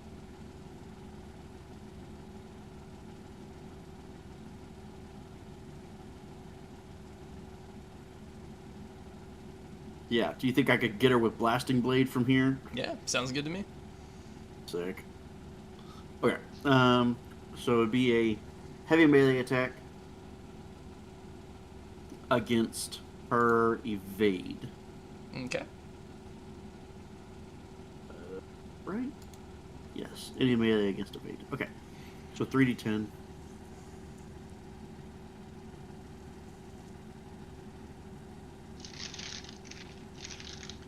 Oh! Alright. A 4! She spins her staff and knocks the dirt clots that you send out her way. And it will go to young Mingza. Okay. So I have a question on movement. Okay. Is my movement 30 or is my movement 30 plus 10 times my level? It's 30 plus your ranks and speed times 10. Right. Oh, okay.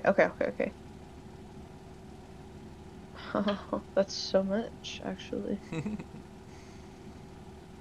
I could fully whip around her. Do it, coward. Somebody, me, wants to move their full movement. I will. I'll zip over here. Okay. How much is that? It's only like 10 feet. Yeah. Okay. Boom. Put over here. Mm-hmm. Then I will throw a dagger at her. Okay. Let's see it. And we're doing like non-lethal damage, right? Is there anything I need to do for that? Nah, you're good. Okay. Sometimes I'm like, am I walking myself into a trap right now? Okay. That is muscle, and I think that's it. My muscle. Okay.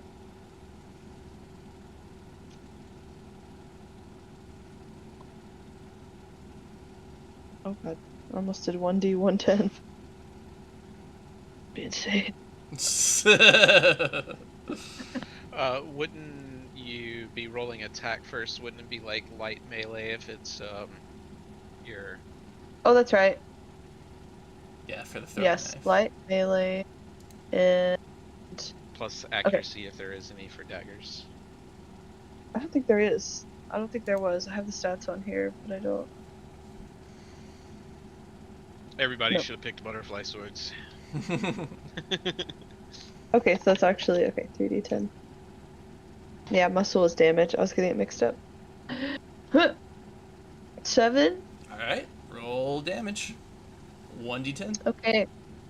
Because I moved my full speed, I actually gain a d10. 2d10. Or my full movement. Nice.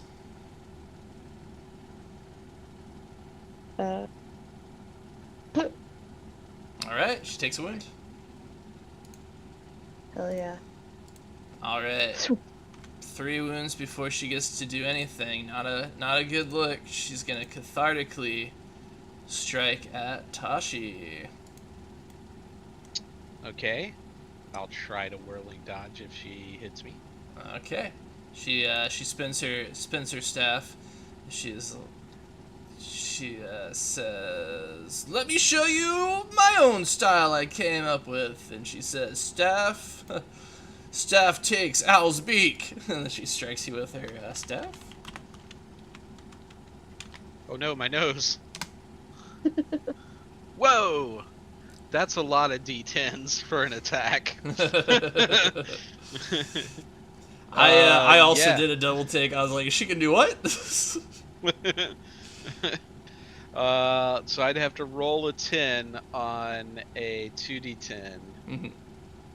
to avoid the hit. But I don't want to take whatever crazy fucking damage is coming after that shit.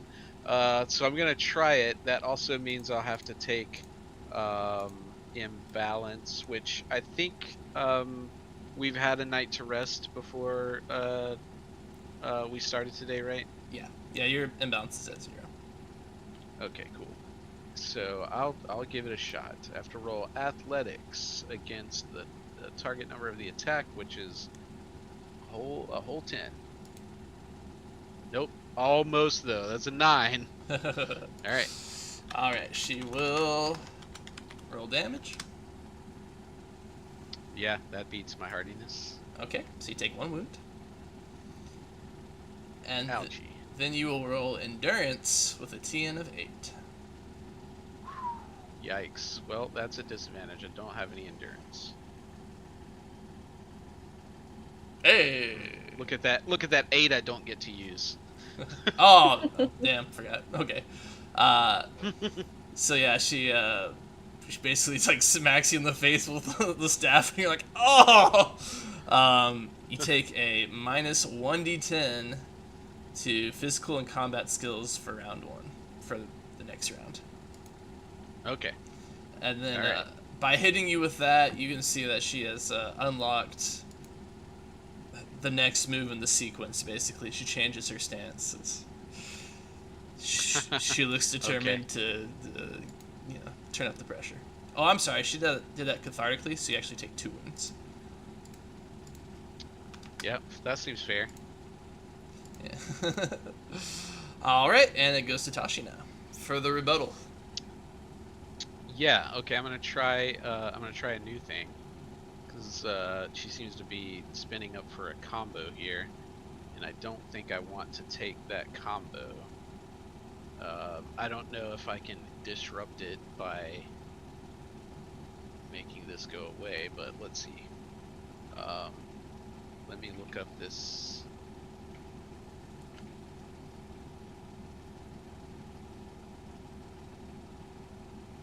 Okay.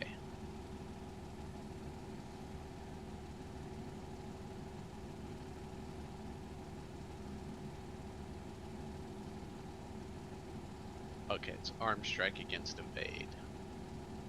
I feel like we just learned she has a decent evade. So maybe this won't work, but I'm gonna try it. Oh wait. Ooh, this might be a bad idea because I'm at a negative, I'm at a negative 1d10 penalty. Okay, well I was gonna try to do something cool, but it would be a really bad idea with this busted nose I've got. So instead, I'll do Fierce Strike. Okay. That means that I will roll the same 4d10 that I did last time, because I don't have to take a d10 penalty for doing the attack. I just have to take 1 for failing that endurance roll. Gotcha. Oh, Hey, another. full success. Okay, so you roll double your ranks and Waija added to the damage. Yes. Okay, so that's an extra 4 on top of the damage, which is going to put me at the cap again. Okay. I think a perfect success lets you break the cap Oh. Let me look. for Fierce Strike. I never assumed that I'm going to get Fierce Strike, so I did not say I was going to do it cathartically, so it's a little late for that. Why can't I spell fierce? Ferce. Yeah, or for Fierce Strike, you can exceed the soft dice cap if you roll a total success. Yes. Okay. This can be used with the above effects against an additional target. Okay, cathartic would have been a bad idea anyway because there's only 1 target. Okay, cool. So my damage for this would be 2. So 3, 2 muscle, 1 for the sword. So that's 3. 1 for getting for quick, so that's 4. and then so I double that to 8. Nice. Cool. The dice roller thing only goes up to 6. So I'll do it over here. I've been doing the mouse instead of typing it. Okay, so highest is a 9.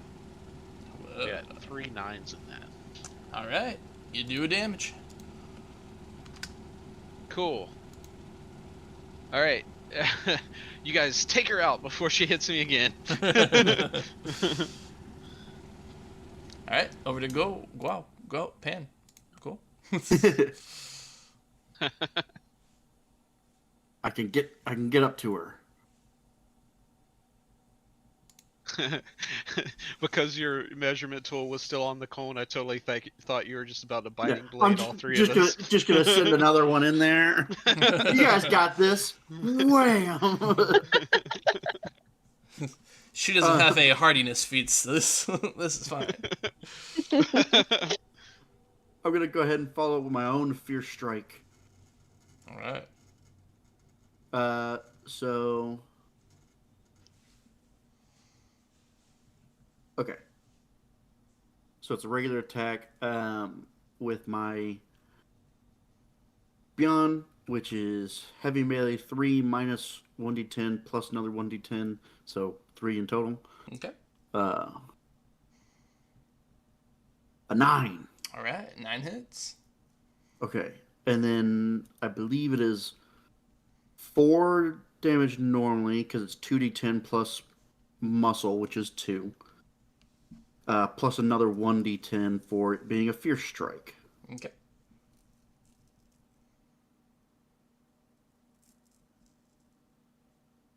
Yep. Okay. So 5d10 for the damage. A 6. You're good. I hit her. She's got like 13 hit points. All right. Over I to believe Mingzi. that's me. Alright. It's gonna be pretty simple. Just another dagger coming her way. 1 of 14. Sorry, 2 of 14. Yes. Alright. So light melee. A Dang. 4! Yeah, as she's twirling her blade, just gets caught and poof, flies away. Dude, it's because she's in her second form right now. Yeah, the anti-knife form. Why did that feel catty? I don't know. It wasn't Yeah, supposed to. her. I know, but it was. It was delightfully so. All right, she spits some blood out on the path, and she goes, "Okay, second step, staff breaks Owl's neck." She launches towards Tashi. I thought Oh we my weren't. God. I thought this was non-lethal. It's just a name. Jeez.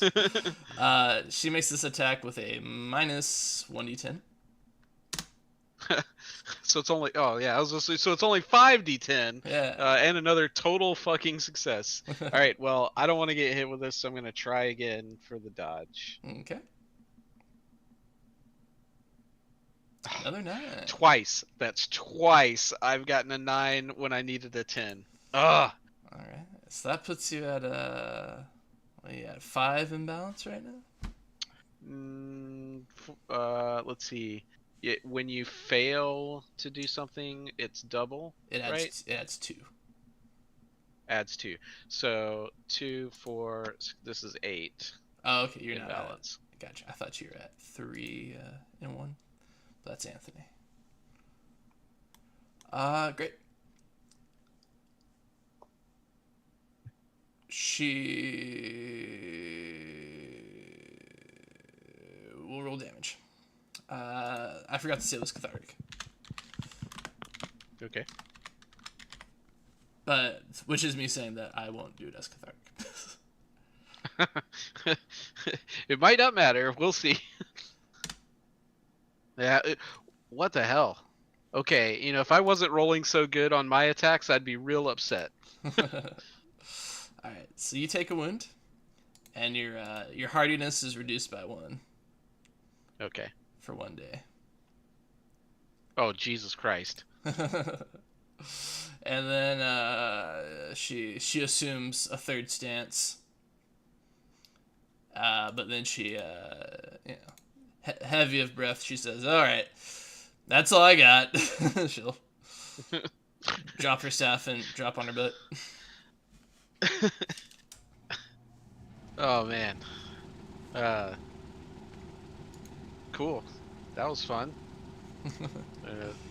Be feeling that for the rest of the day.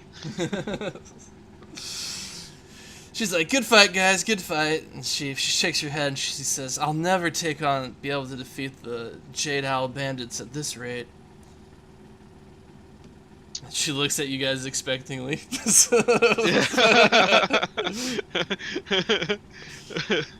Put that hook away. Oh, she nods you. No, I'm just kidding. Is that the Jade Owl bandits, you say? What,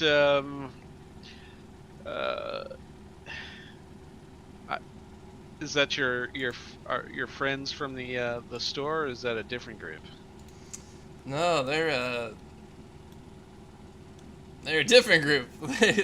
They haunt Owl Hill, and she says my dad was a constable for the Shilong district, and he went with some men to fight off these bandits that had appeared in the hills, and they killed him.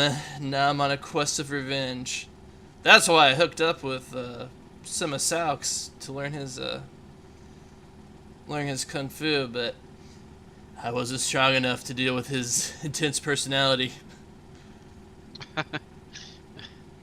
Been there. Yeah, that's why I'm seeking Saffron Tigress now to learn from her and perfect my own 3-staff technique. Is that what Saffron Tigress uses as her weapon? Oh, no Or idea. You just think? Okay. Cool. Yeah. Where's this Jade? Where's this hill? And she motions for Mingze to take out the group's map. Oh yeah. And she says, Uh. over here. On the other side of the forest. Okay, good. Good. Those guys aren't on the way.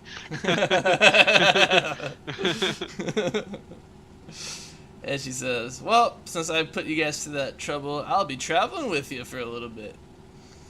And she Amazing. scoots up a pack that she had resting against a well. And she said, "All right, where are we going?"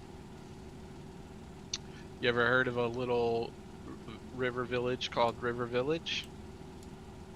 Nope. Cool. Let's expand your horizons. All right. And of course, the first step of the journey is Tong An. So you guys take 2 steps outside the village. You're like, "All right, first destination Tong An," and she immediately does a 180, and she's like, "All right, see you guys later." She goes in the complete opposite direction. Fair enough. All right. Just because that is where her ex-master, master lives. yes. All right. Will we ever see Niping again? We'll gauge her popularity in the polls later on. Well, she'll clearly so it doesn't matter when we decide to go tackle Owl Hill. She'll be there when we do. That's wow, so true. Yeah, I will say, if anybody of you decides to change your calling to, the 3-section staff, she is the person on this She's the map. master? With the unique moves you can learn from her. 3 moves. Super glad I didn't have to see the third one. Yeah. rolling tens on every fucking dice. Yeah, the 60-10 attack is interesting. Alright. As you guys walk, Tashi has to refocus because he gained a lot of imbalance there. Yeah. One more failed and dodge. lost a lot of hit points. Oh yeah, right.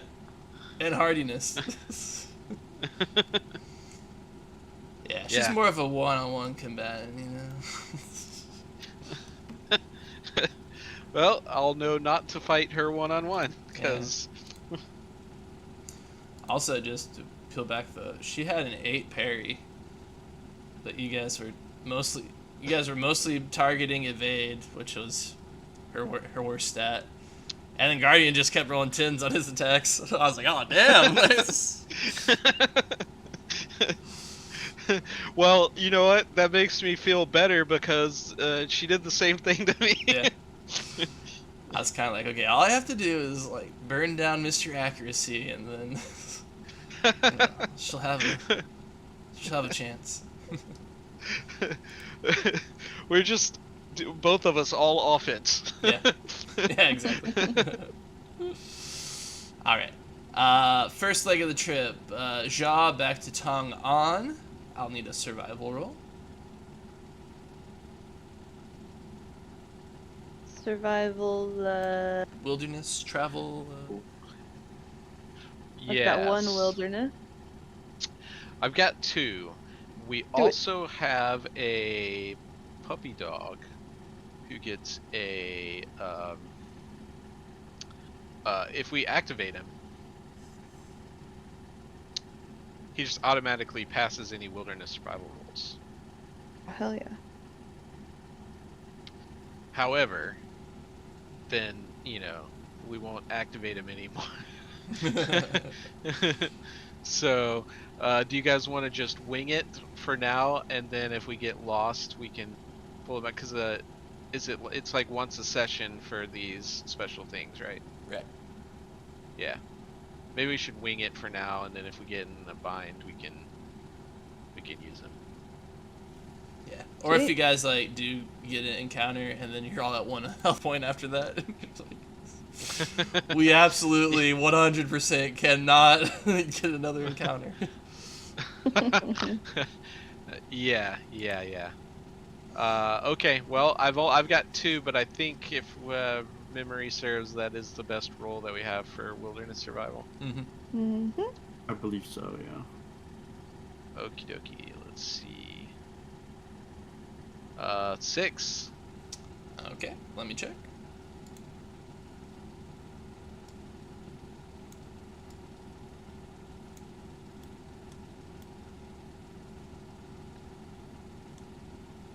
Six is definitely the one where you're like, maybe? Yeah.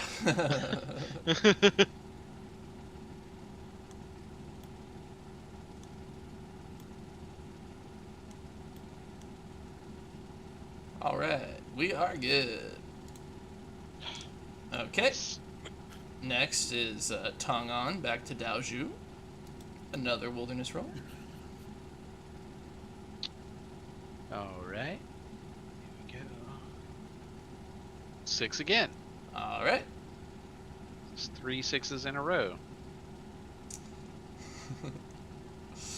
And at this point, I'm gonna roll something. What? Oh no. What are you rolling? I roll an 8. What's everybody's stealth? No. Ugh.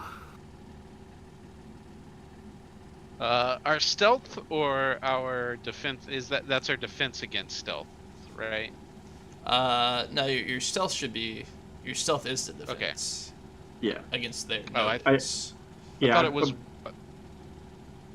Okay. Sorry, go ahead. Okay. No, you're right. That's why I was confused if somebody was stealthing against us, so that we needed to tell you our wits. No.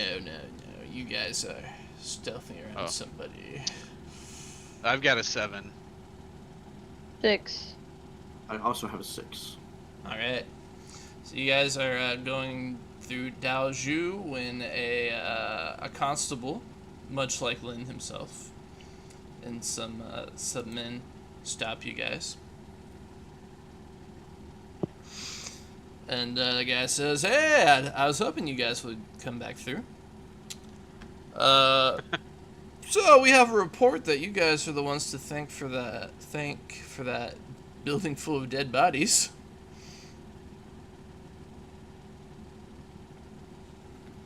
And I'm afraid the magistrate would like to talk to you guys in Meikun.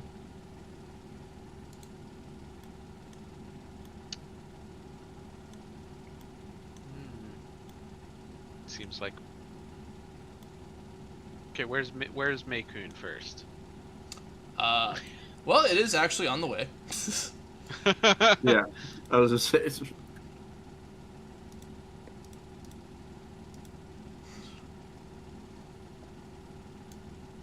And just so you guys would know that the magistrate of this area that resides in Meikun is in Lady 87's pocket. Yeah, yeah. So, What? Man, our talker is not here. Actually, no. You're pretty. Mingza's pretty good at talking too, right? I can be persuasive. Yeah.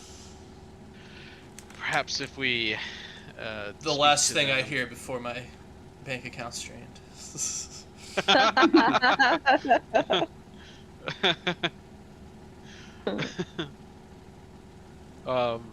Just kidding. She makes more money than me.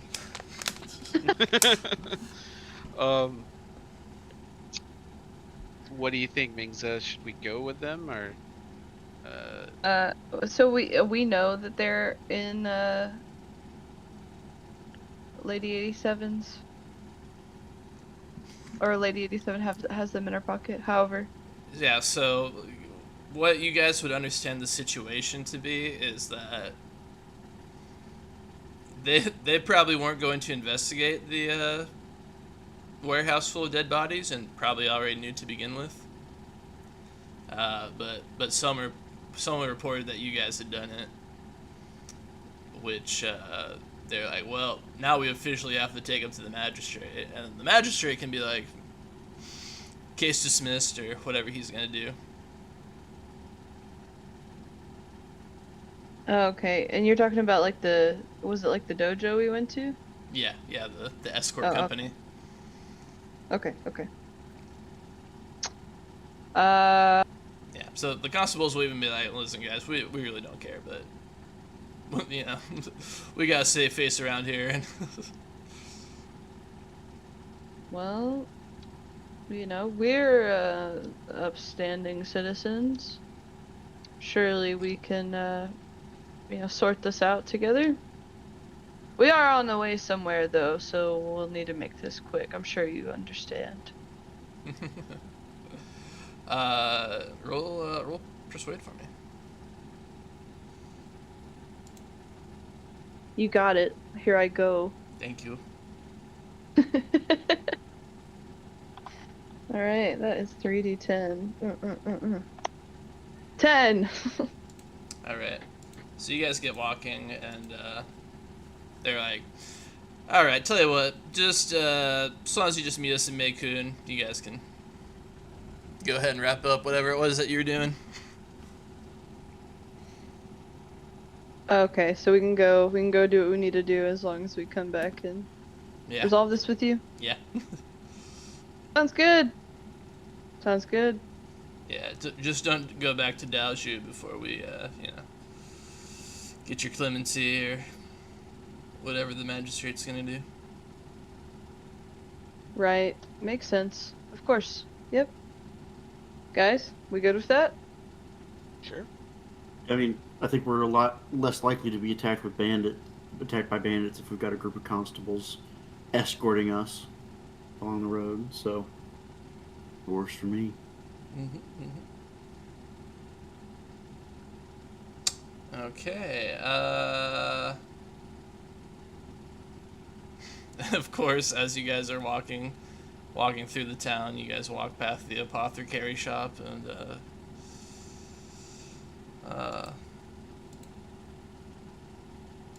The apothecary's wife is Hong Hee is standing outside the apothecary shop. She sees you guys walk by under arrest. She's smoking a cigarette. You guys are like, oh great.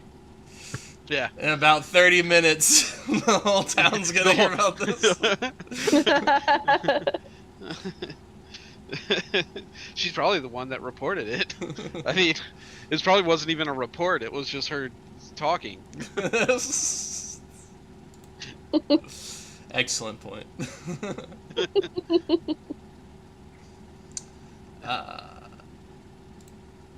Let's see what their survival is.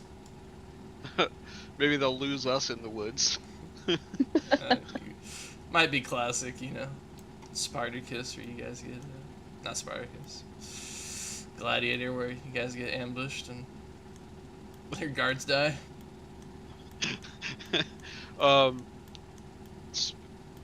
Have we had to stop to rest yet? Yeah, it's been think 2 this days. is- You guys have been Yeah. resting throughout the day. Okay, just making sure I can clear two. Well, that's 2 wounds. Okay, I had 3 wounds.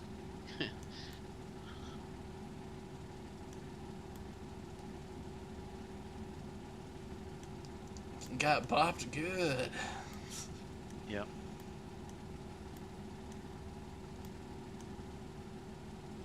Here we go. Sheriff. What is your survival, Sheriff?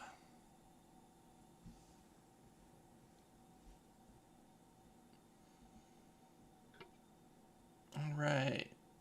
3d10. Let's do it. Hey, Guardian, roll 3d10 for me twice. Okay. Excellent. It's a 6. Classic 6. Ooh, and a 5. Okay. Well, let's see what you get.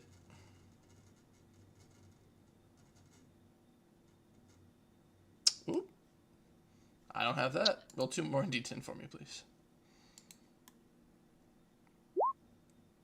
Of course. Was it 2d13? Okay, pretty good, pretty good. I was just saying, there's the 8. Whenever this is a consequences roll.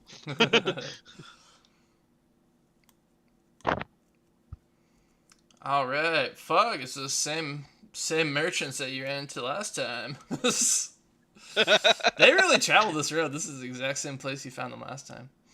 All right, so along the way, you talk to them for a little bit, and you can roll another d10.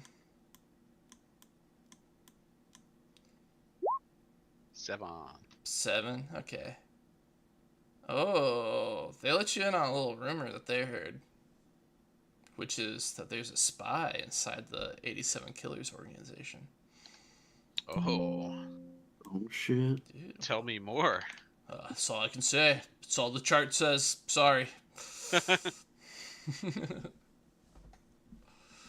I can sell you this beautiful cricket for three spades. Hasn't won any fights yet. No. Hasn't lost any fights yet either. His karma is they- perfectly in balance. Do they typically survive losing a fight? Yeah, so they start at 1, and then if they lose a fight from there, they go to 2d10 minus the. But they gain dice when they win. They lose dice when they lose. The mysteries of the cricket. Interesting. Well, I think I'll hold off until the next time we're hanging out in a gambling den. Come on, it's 3 spades, man. You're clearly about to be executed. Just give me the money. Well, now I'm not gonna give you money harder. Whatever. All right, you guys reach Meikun. Your constables are like, all right, you guys are the best. Come back later, okay? Sure. Sounds good. You bet. Alright, and then one last survival roll as we get to River Village. Cool. Hup. 7. Alright, we're good. Let's take a 5-minute break and then return to River Village after that 5-minute break. Yay. Ooh, this is pretty. Yeah, that's good. It's a good graphic.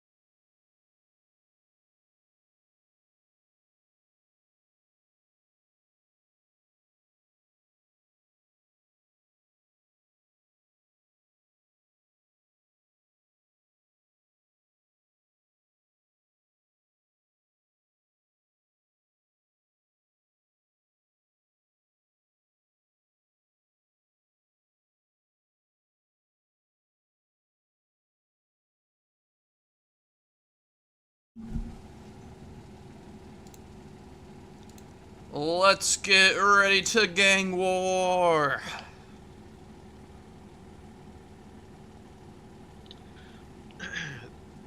War? Whoops. Let's turn around, guys. Maybe we should go see that magistrate after all. I want to go to the forest.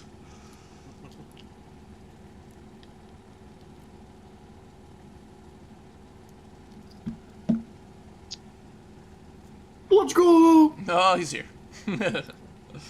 Present.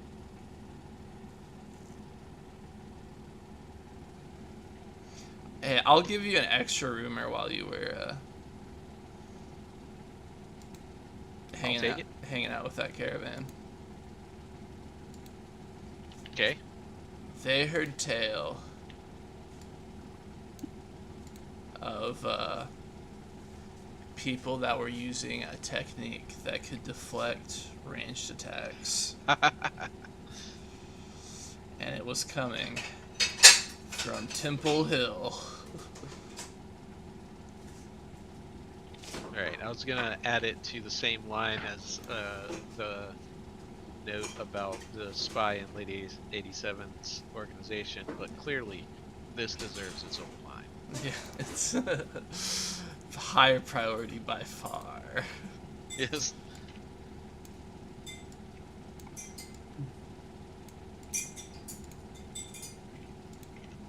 Alright, gang, so let me hear your... Now that we're here, what's the plan for here?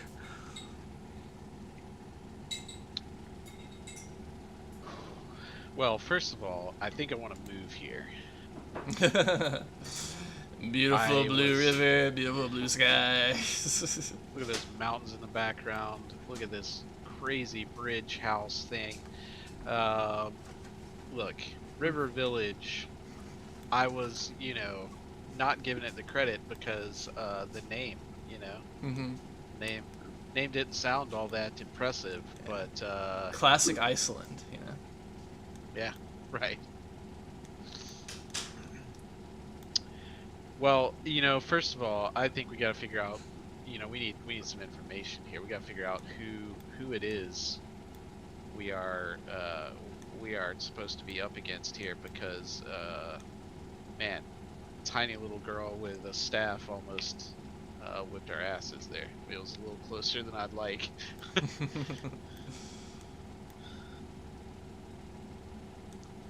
Alright, so you're gonna try to poke around, see if you can find out where the plume's coming from? Is that...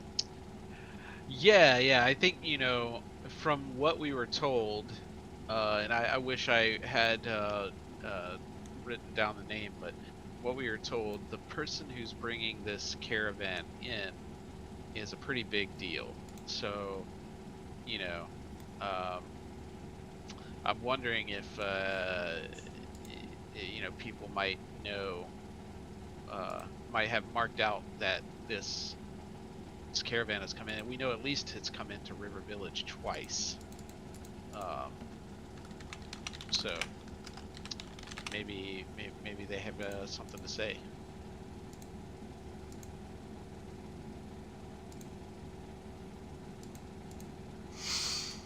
Interesting.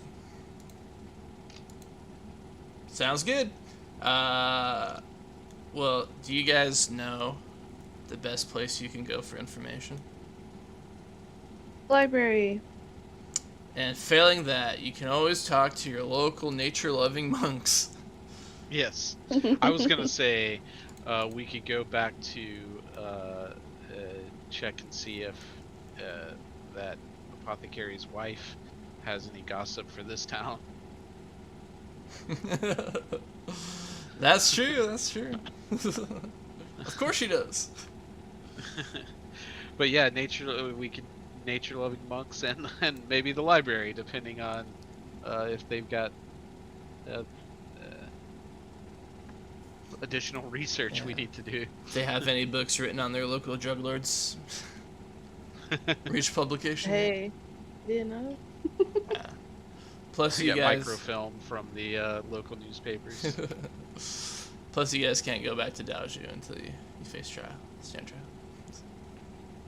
Yep. Alright, you guys, in that case, go looking for your local nature-loving monk chapter. You can see that they're chilling down by the riverside. You got their feet in the water, tiny bamboo poles, fishing poles, bobbing up and down in the water as well. Chilling out. You guys are like, hey, we need info. Hey. Oh yeah, however you guys go about Scare all the fish away. it. And they're like, okay, sure, talk to our chief. So they direct you to their chief. His name is River Village Maggot. This is him. Maggot spelled like the fly larva maggot. Yes. Yeah. When you guys arrive, he's eating like a wrap that's got like mushrooms in it and looks like some rotted fish. Gross. Yeah. He's going to town. He's like, oh hey, no. What can I do for you guys? We got those eating noises in there after all.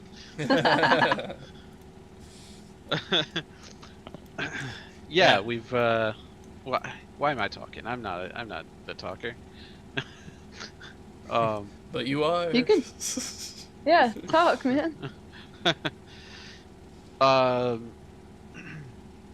So we're open to find out you know, who's the one that's been driving this caravan in, that's been meeting the Lazoon mercenary company. Yeah, of course.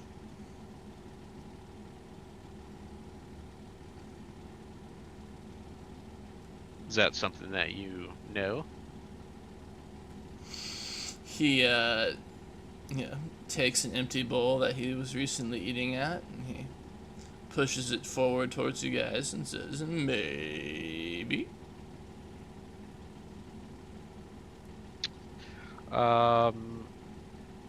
Okay. I will drop 100 spades in.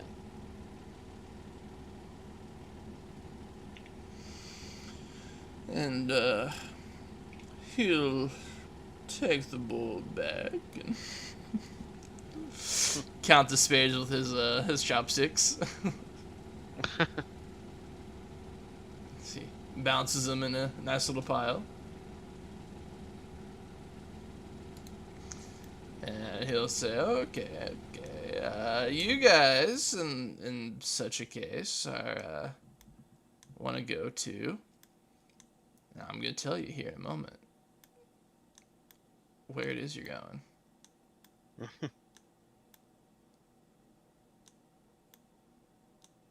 Because it's a place whose location I know.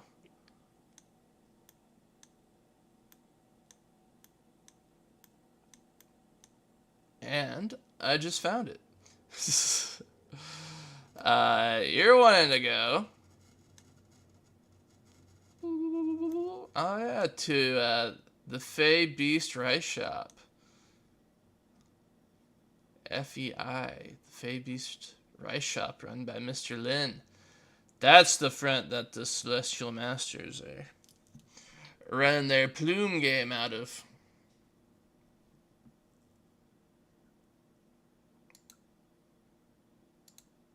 All right. I've heard their leaders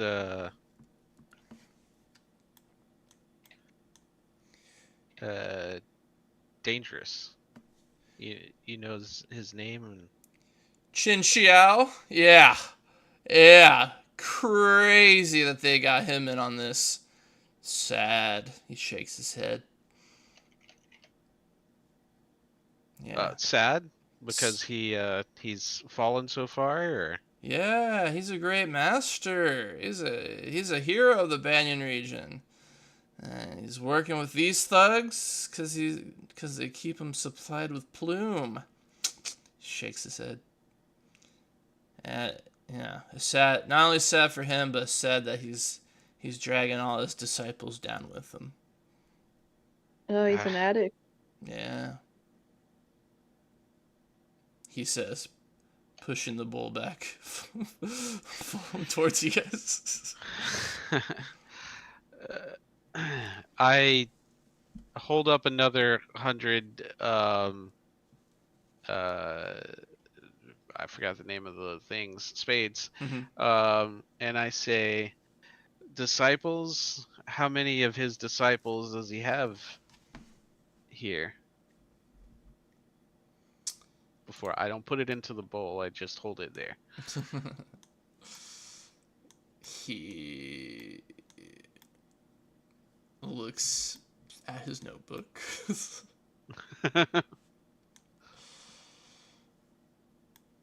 And he's about 30 in total. Oh god, it's another one of those fights. All right, I dropped them in there. Anything else you guys want to know?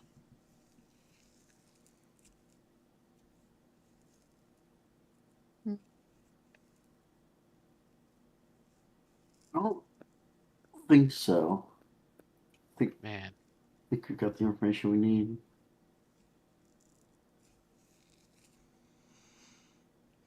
All right, nice doing business with you guys. He gestures at you guys with his rap, and he's like, "You guys want in on this?" I'm good. You know, just before we go, anything else you think we should know? Since we helped you out so much.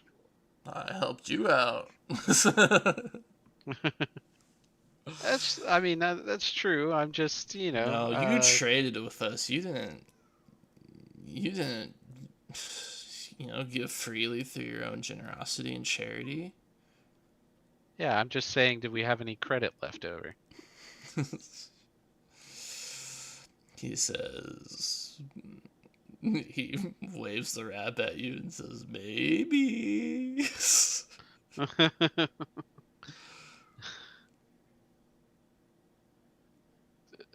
So, is there anything going on in the town that we should know about? No, you gotta partake in the food.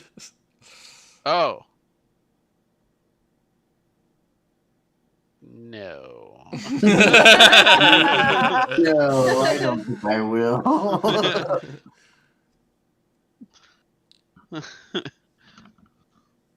And he laughs. He says, "No, I think we're done." Cool. You should take that money and buy some fresher fish. And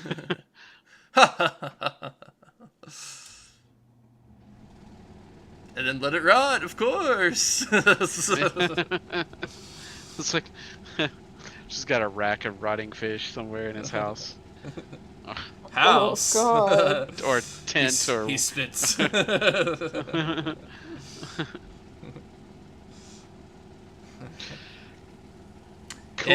Cool. Yeah. How you guys feeling about this fight coming up?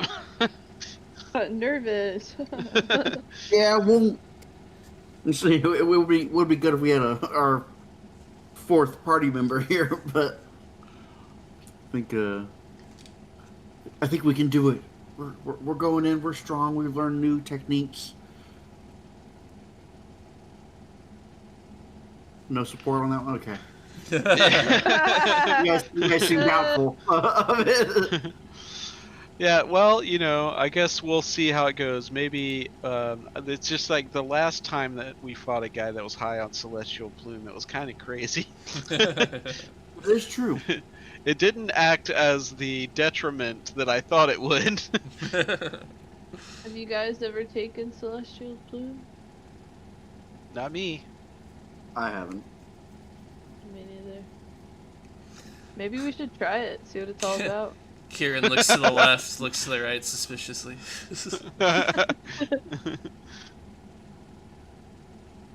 I'm just saying, just spitballing here. Maybe get on their level, Yeah, it does increase your empathy, so something to think about. Oh. I have a feeling it only helps you when you have used it a lot. Increase my Otherwise, empathy. Otherwise, it's probably pretty debilitating.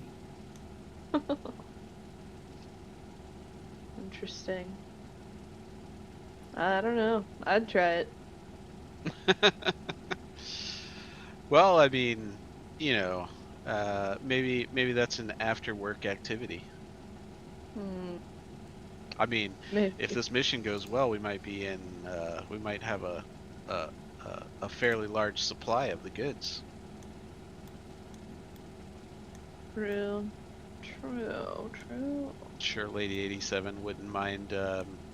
You know, once we deliver the goods, letting us take a little bit as a reward. Oh, I think she'd mind. Well, I don't mean skimming off the top. I mean we deliver it and say, you know, did we do well enough to, you know, keep a little bit of this for ourselves? May we have a smidgen of your drugs? Yes. Just a little for the celebration, you know.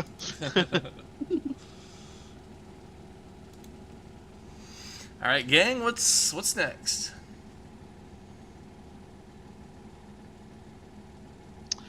Good question.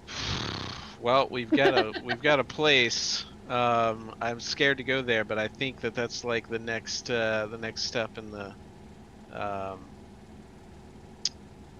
in the chain here. We gotta maybe go check out this Fey Beast shop. Okay. I mean, unless you guys have any other ideas. That was my idea as well. I think that's probably the best way forward. Cool. To the Fey Beast shop. Okay.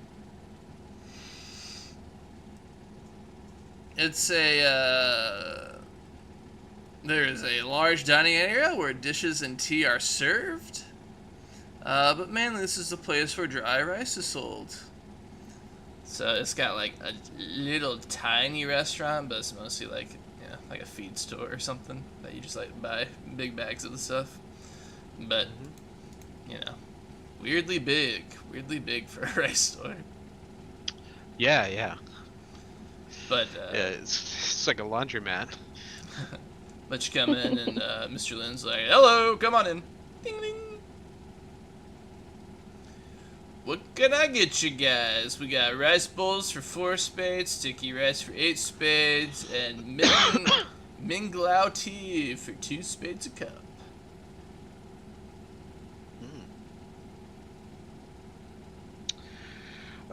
You guys want to try the sticky rice or something? I don't. I'd like more tea. I'd like this Ming Zhao tea. Oh, If I could. Coming right up. Kettle squeaks and then gets it ready for you. We like sit down at a table and just kind of try to scope the place out and see if we can pick up on any shadiness. Okay. Can use detect. Cool. Is it this like everybody can do it, or should we pick somebody? Everybody can do it. Okay, good. Good. Yeah, it's like my 1d10 is not going to be as good as Ming's roll. I did roll a 10. So. Nice, and I rolled a 9, so I was correct. Mine was not as good. And this is a detect skill. Yes. Correct. Okay. I just want to make sure I had the right one. Oh, I am engrossed in the food. This sticky rice is awesome, guys. Just point out that you said I have the right one and rolled a 1. Yeah. It's good to get it out of the way now. Get it out of the way now. Where the result isn't me dying if I do that. Let's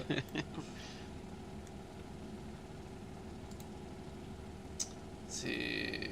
All right, Tashi and Mingza, you guys notice the sickly sweet smell of like at the first session, you guys all knew about celestial plume, so you guys recognize like it's like a very sweet smell that it produces when it's burned, imbibed. So you guys can like smell that in the building, wafted in from the back room. Maybe they have a secondary tea parlor for. It's just like an opium den with people laying all over the ground. Maybe. You also notice that there's some. He's got like clerks and stuff working in the shop, and they're like much how Master An was able to tell how good you guys were by watching him like sweep the floor. You guys are watching these guys like throw bags of rice across the room and like doing stuff, and you're like, they're doing kung fu as they as they work. They're showing discipline and like mastering their bodies. Dropping into a horse stance to lift with their legs. Yeah, exactly. Well, I think we've got the right place. Yeah. Does anybody like drop a code word and then get ushered to a different room or anything like that? Oh, well, if let me read what the vibe is here real quick.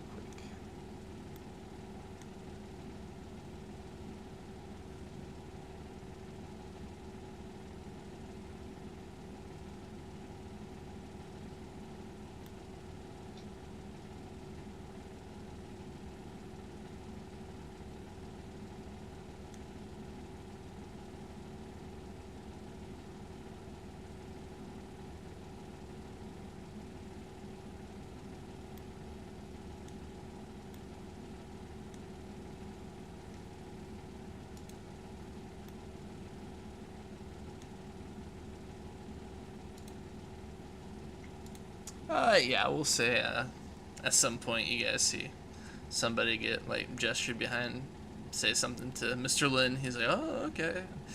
He'll take them back behind a curtain. So what do you think the play is here?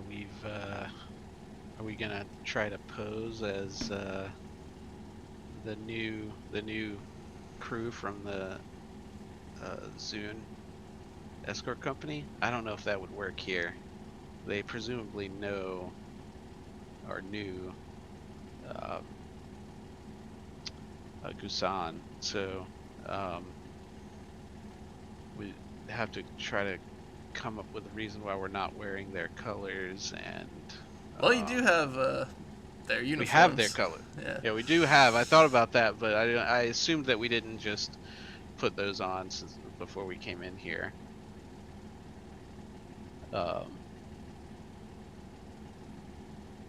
But we could try to pose, or we could try to sneak in later, or we could just go the direct approach, I guess.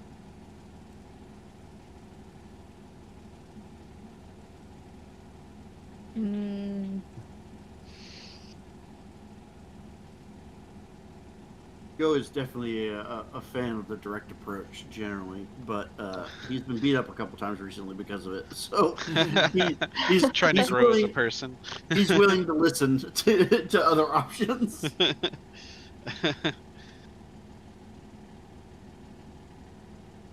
I don't mind playing the long game.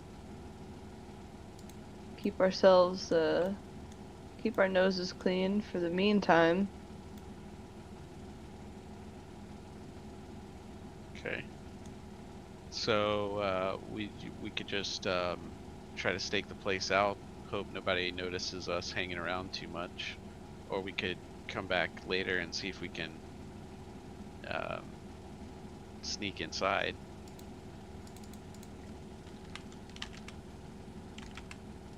Or we could come back later wearing Zune colors and tell them we're here for the plume.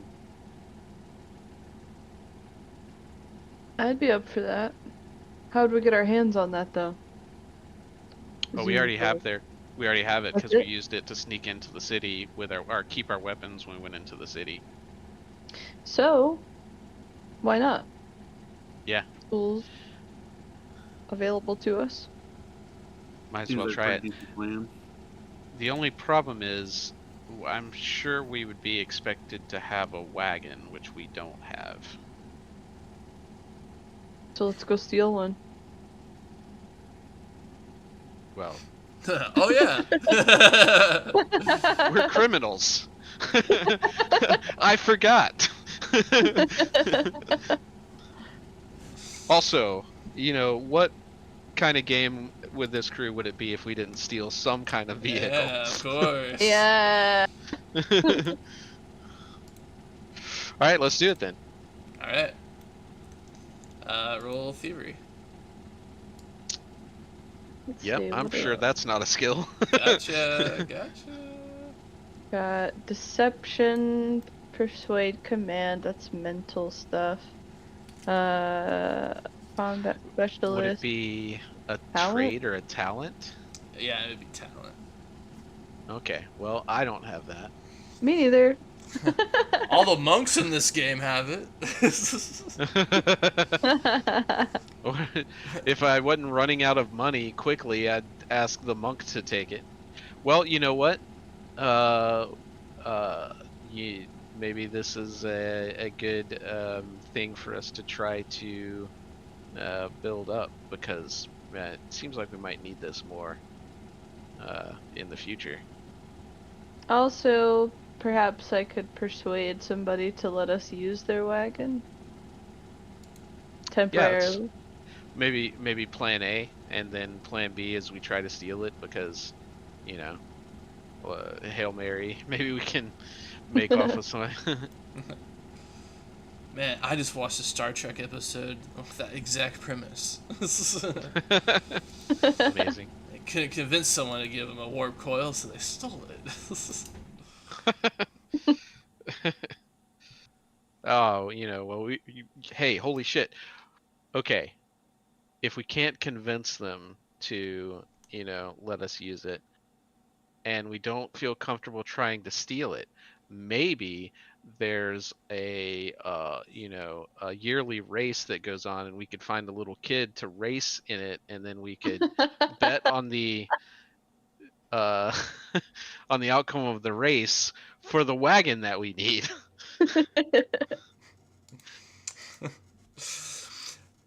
I don't know what the reference is, but great reference. I can feel it. It's pod racing reference. Yeah. Oh, right. Yeah, no mention of the little boy's freedom in this. In this exchange. Yeah, well, we haven't seen slaves yet, so that was also a second bet. A little side bet. Ningza, persuade. So you come up to a villager with a cart. Okay. I'll roll Okay. first. Oh, to see what it. Yeah. Let's see how bad this role play is going to be. 9. Oh, that's good. Okay. So who am I walking up to? What is this? A villager, number 7. Villager number 7. My favorite number. Okay. Hello there. Hey! So you're admiring my cart and horse, huh? Yes, I need to use one. The worst thing that could happen did happen. We lost Your father. front right side wheel.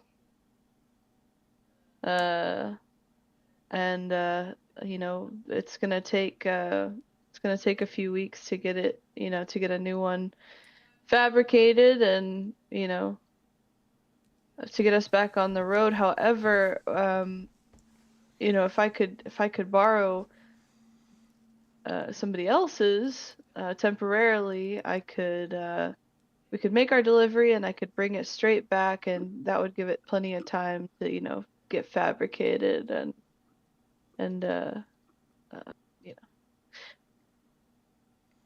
Oh no, If- no, you shouldn't have to fabricate it. You know, our wheelwright, he doesn't make it to order. You know, he's got extra in stock. Yeah, I think the issue is that I bought, a souped up wagon, Oh, you've got so it custom doesn't take, wheels. Oh, right? It doesn't take original manufactured parts. It's custom. oh, that's cool. Well, yeah, I want to help you out, but you said a few weeks. You know, I can't be without my wagon for a few weeks. My wife would kill me. Well, it may not be that long. Let me talk to these guys and see what we can do. Hey guys, how long does it actually? How long? Just the day, right? Well, if we want to deliver this to Lady 87 and back, it wouldn't be that long, but we can't go there until we go see the magistrate. So we'd have to take this highly illegal drugs with us to the magistrate where we are already wanted. No, In connection with murder. Yeah, Lady 87 and the magistrate, they're both in the same city. Oh, okay. I thought we couldn't go back to the mansion at where Lady 87 is until we saw the magistrate. Okay, never mind. We couldn't. You just can't It's go back just to that- Daoju. Okay, cool. Well then, in that case, it's less of a problem. So yeah, we just have to deliver it to her and then back. And what is that like? Is that like a 2-day from here or 1 day from here? Yeah, 2 days. So it's one Okay, one so- day there, 1 day back. Yeah. Okay. So maybe we say 3 days to be sure we're not late. Yeah, okay. All right. So we worked it out. I was anticipating a longer travel time than actually, I'm more of the face, I'm not really good with timetables, but this guy here, he's the whiz between us. Yeah, it should only take about 3 days, maybe 4, but really not more than that, if that. Well, that's much more reasonable. Sure, I'll be a good neighbor. Here you go. Here's my horse. Just keep her fed. Much appreciated. And here, how about I give you just a little something for your trouble in the meantime. Oh, well, that's mighty appreciated. I'll give him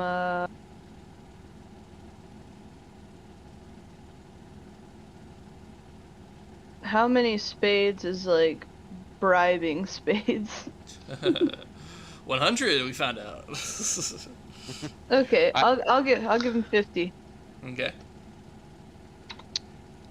Well, much I gave him appreciated. 100 because that's the amount it takes to heal 1 wound, which seems like a pretty, that's pretty good. Yeah, a doctor's bill.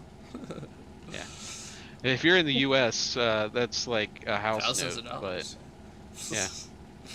All right. He waves goodbye to you and he wanders off, and you see a nature-loving munch approach him with his hands out. He's like, "Oh, sure." And he drops all 50 spades in the guy's hand and wanders off.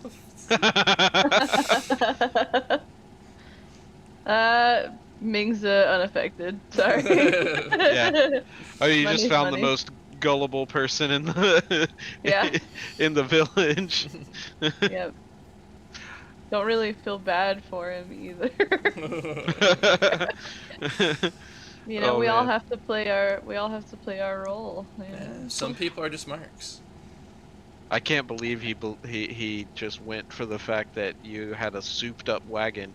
I don't even know what that would mean.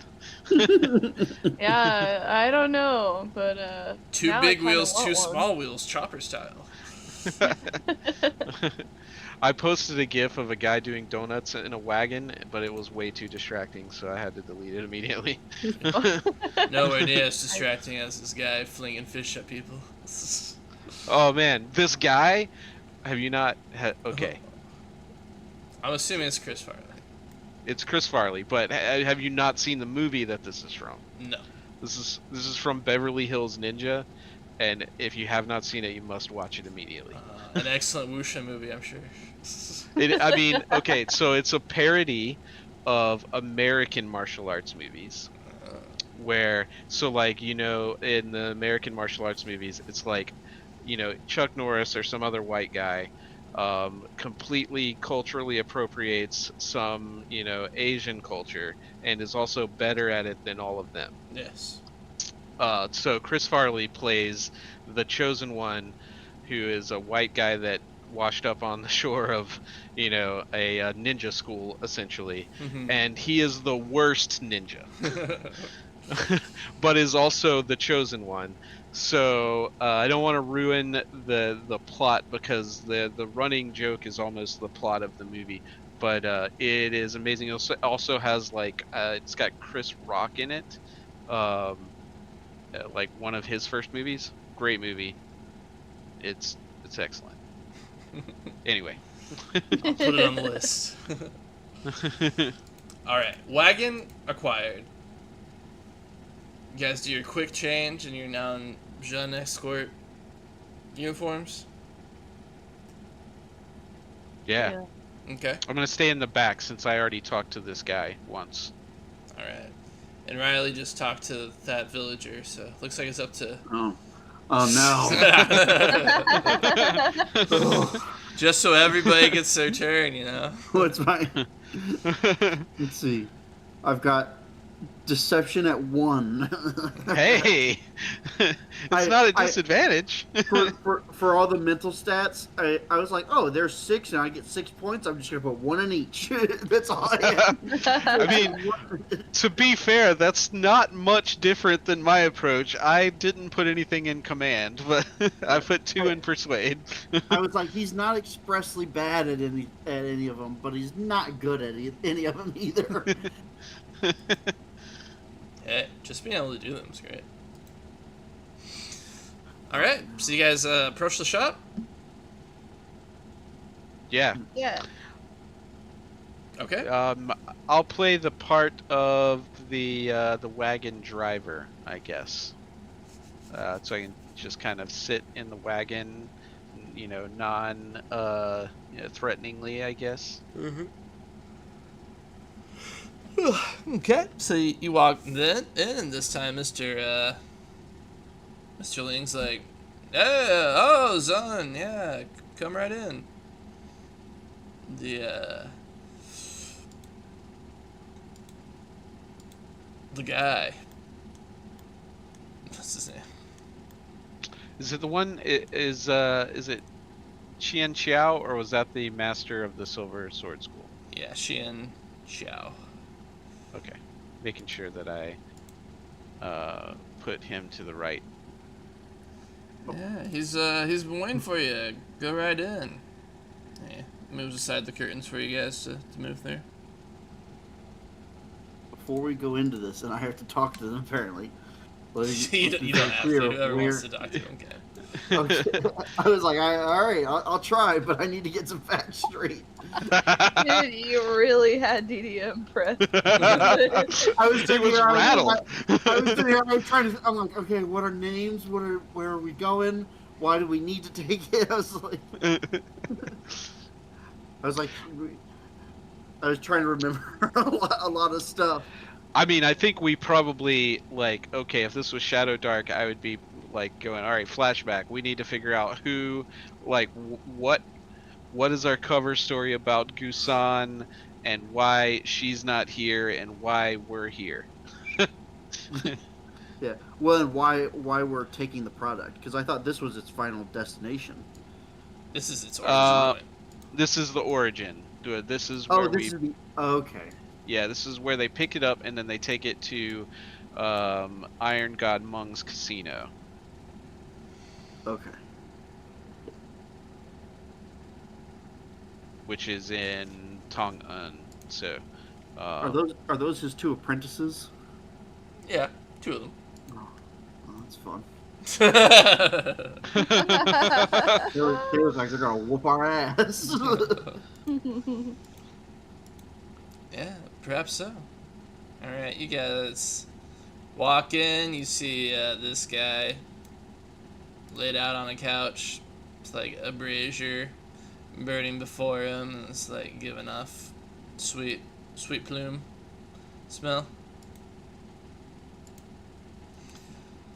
He's like, Zun, what? Should come up with a better voice than that.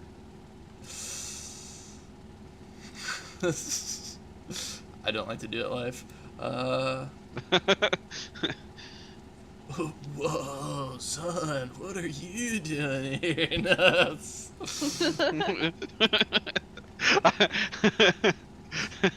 All of a sudden, he's much less scary. All of a sudden, Yeah, he's like, Zun, you're late. What's the meaning of this? Apologies, there was a holdup on the road, but we've made it, and we've made our arrangements, and we are ready.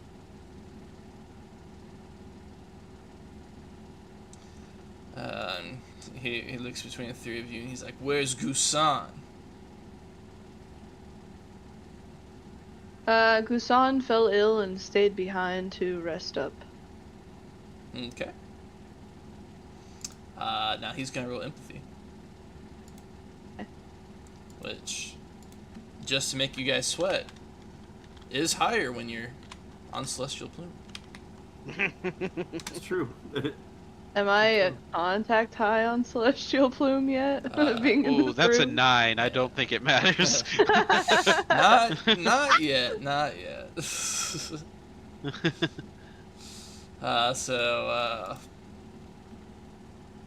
He looks between the three of you and is like, why are you so nervous?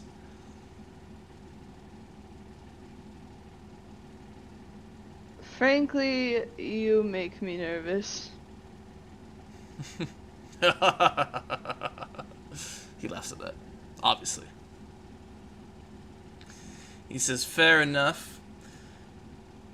And he'll gesture to some guys and they'll nod and they say it's good to go, and he looks at you guys and he says, we've got 80 pounds just like last time ready for you. Can I roll empathy to see if he's buying? Yeah. Jesus. It's just 1d10. Ha! Holy shit! Oh my god. His honor I is gone. Specifically, I want to know if this is like a test to see if we're like, oh yeah, 80 pounds, sure. And he's like, wait a second. Last time it was 100 pounds.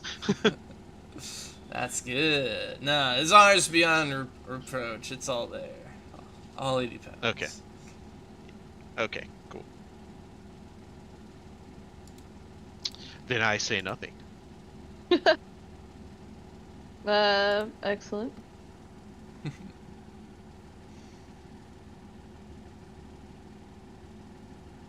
He looks at you guys expectingly. So he pointed in a direction, right? Yep, of the crates. All right. Alright. So we start loading it up. One of his tattooed disciples will step in front of you guys as you make your way for it. And he'll say, the price hasn't changed. All right. They pay for this.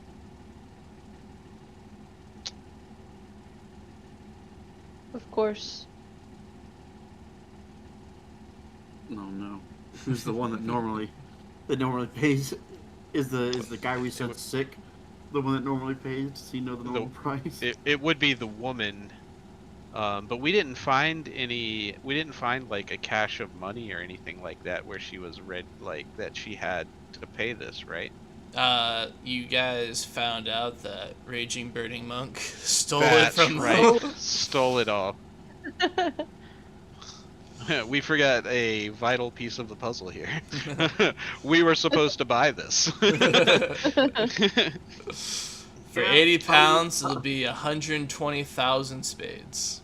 Oh my. Yeah, I'll look over at Mingza and I'll say, Kusan must not have sent the money ahead like she said she would. Oh dear. Well, this is embarrassing. I believe in Gusan's state of illness. She has left us well, it can only be said to be high and dry. All right, and he like rolls his eyes and he's like, criminals. He's like to himself. Like, you guys over here. He's like, so you have no money?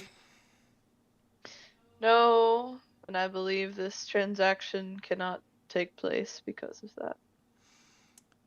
He nods his head and says, "Yes, I believe you're right."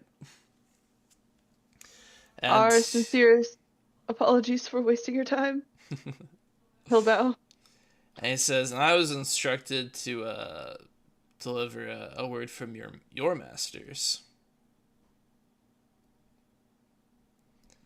Back from the Temple of Jade Mercies. They report that they haven't received their cut of last month's sale. And are wanting to inquire why you haven't sent money back yet." I fear Gusan has been less than truthful with the rest of us. Indeed. Well, this is undoubtedly troublesome.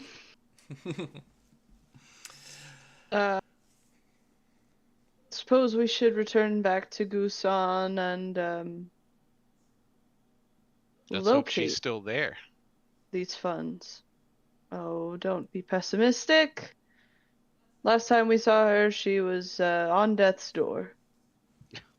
And he says, poor brother. "Well, if it's that bad," and he'll nod to one of his disciples. And he says, "Yun here will take a look at her. He's, a skilled physician." Excellent. And Yun, places a fist in an open palm and bows to the master. And Xian says, "I hope to see you all soon." As he One moment. There's some information that we came across that might be important to you. Mm-hmm. We've heard that some of the locals aren't happy that they're not getting their due.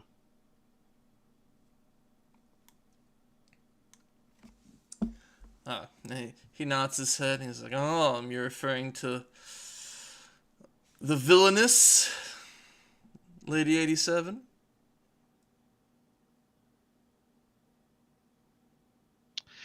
Correct. Seems that she feels that anyone running drugs through this part of the province should be paying her a cut.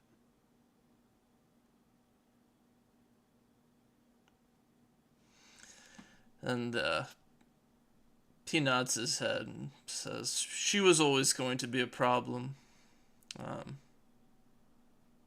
We're prepared to deal with her when the time comes." Oh. Well, I should have expected. "It's all right. You seem new."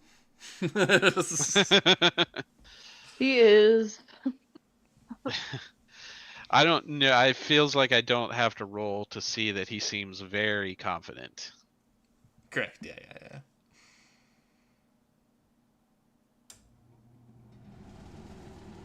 Well, we will return to retrieve Gusan so that your disciple here can have a look at her and perhaps she can deliver the funds that are needed.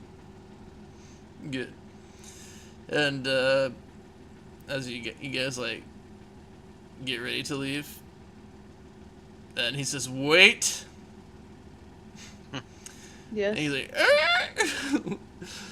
And he's like, "Some friendly advice. You guys really should shape up. Your masters are rather twitchy about being in 87's territory, and they don't want there to be any mistakes, you understand."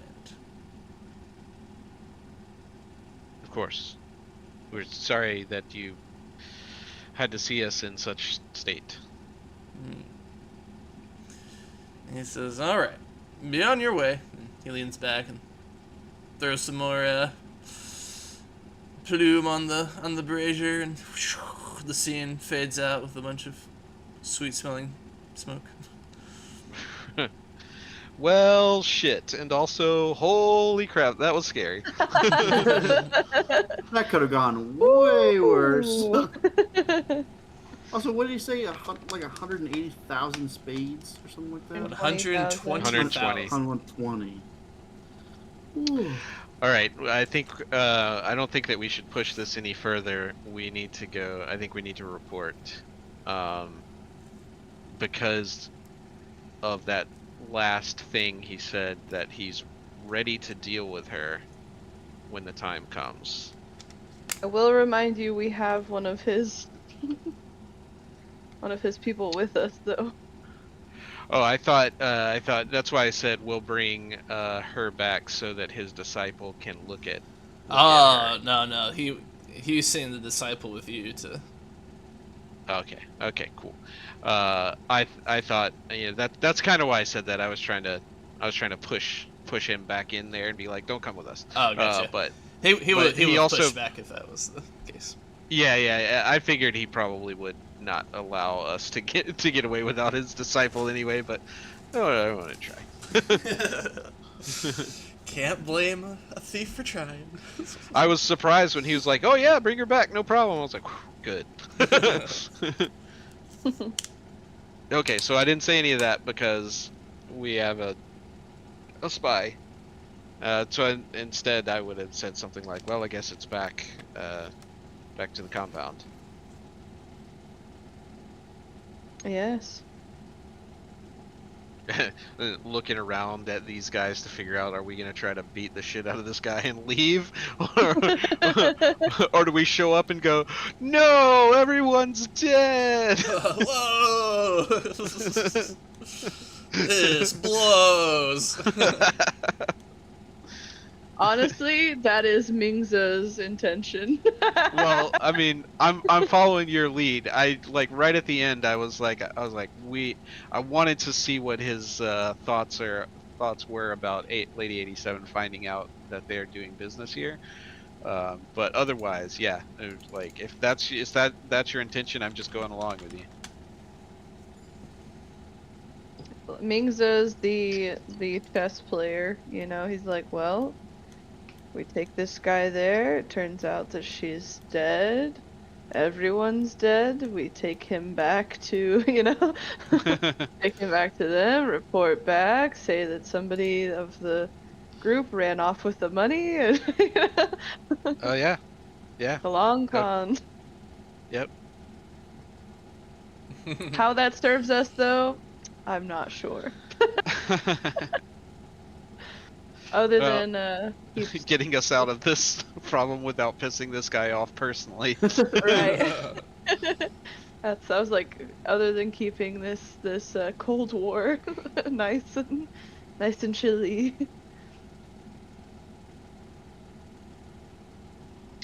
All right. All Well, right. I mean, To Daoju? if that's your plan, let's do it. we're Oh. we're not allowed back in Dalju though. That's correct. Yeah, we can't yes. Fuck. Um, but we are not dressed as ourselves. That's true. We are disguised. And also, if we get caught, then yeah, we can maybe play those constables against this guy, or at least use them as a distraction. I like the way you're thinking. I'm having fun. All right. Complications. I can already see the Mr. Burns steepled, fingers look going on behind the DM screen there. Yeah, this is like the GM style I used in L5R when I did that a lot. So people are like, "Oh, you have such intricate plans," and I'm like, "My plan, this is like my technique is really just to keep giving you guys complications until like." The density is such that like something is produced from it. All right, to get back to Dalju, it'll be 2 more survival rules. Wonder how good our companion is with survival. Here we go though.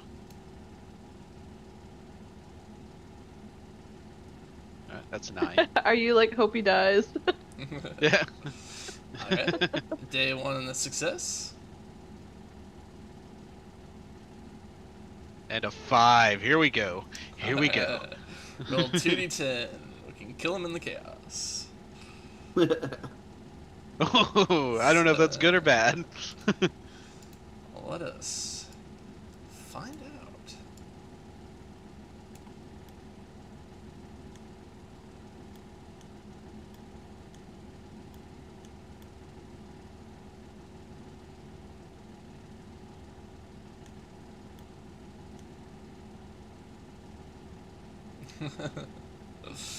All right, more fucking merchants.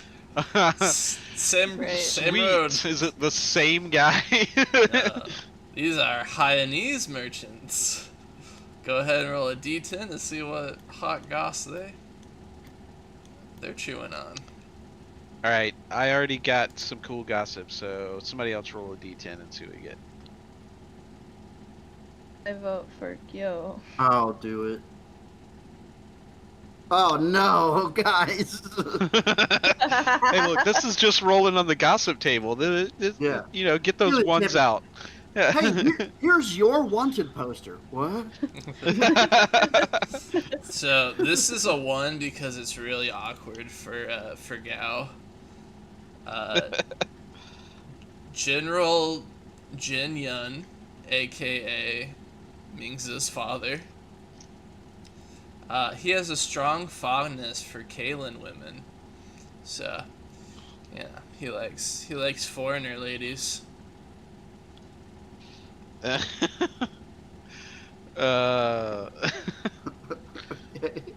Okay.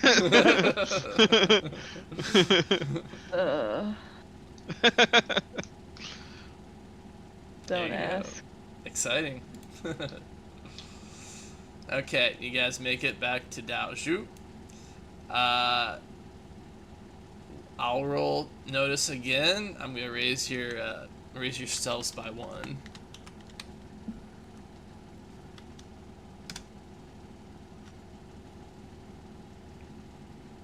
Which I think. 7 is my stealth. Okay, so we meet it. That's what I'm hearing. Yeah. I mean, my stealth I think is the best, and it is a 7. Okay. This constable sees you guys walk in a disguise. These fucking guys. He walks over to you with his men, and he's like, All right. Well, do you have the clemency letter, or what's the deal? What did the magistrate cook up for you?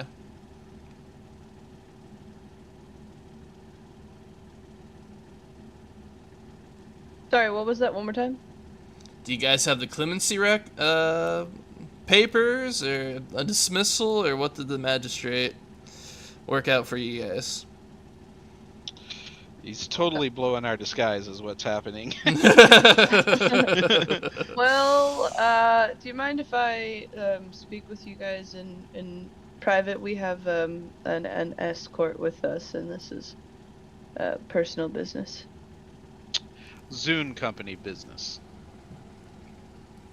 And he says, "I'll tell you what's personal business." And he's like, "I gotta answer to these people." He says, gesturing to some people around the town. Yes, understood. I would just like to step 10 feet that way. Okay, roll With you? persuasion.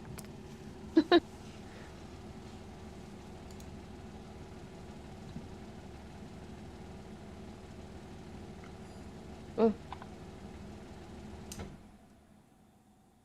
Oh. 9. All right, he'll take you to the side.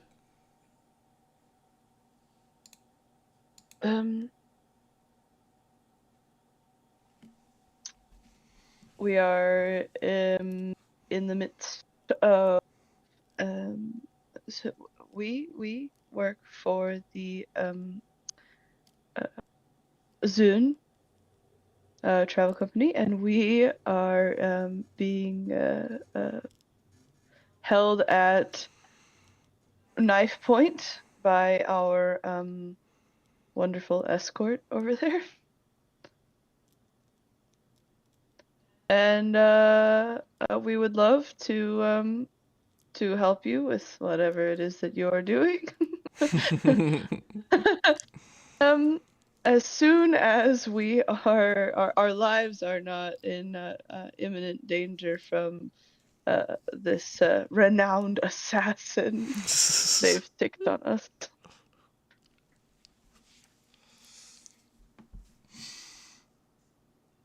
And he says, I see.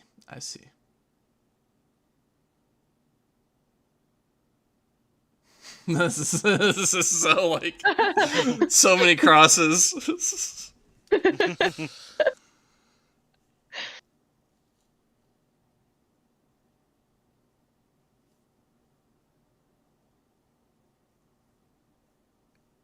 Honestly, I'm not even sure what check this would be. Somewhat deception, somewhat persuasion. Like some of that was lies, but but you're trying to persuade him. I can do. Go ahead. He shakes his head and he's like, "I don't know. I gotta arrest you all." And he looks up at his man. He's like, "Arrest them, everybody." And the men are like, "Okay," and they're like, "Get on the ground." They're putting their hands on you guys. What do you guys do? What's our escort do? Does he look like he's just gonna be taken quietly here? Yeah, he's obviously like waiting to see what you guys do, but initially he's like, "Okay," and he'll drop to his knees. I'm gonna look at the rest of the group here and say, are we making a break for it, and coming back with a clemency letter, or what's the deal? I don't want to fight these guys, so I mean, yeah. For me, I'm thinking we either run or let them take us, but I don't know how that would go if we let them take us. Well,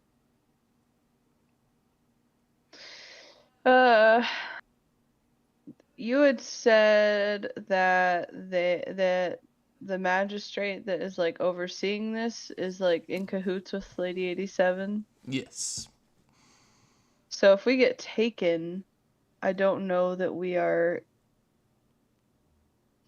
I don't think we'll be in trouble with them, but I'm worried about getting put in a cell with this guy right after he finds out that we work for Lady 87. Well, we'll just kill him. Do you think we can?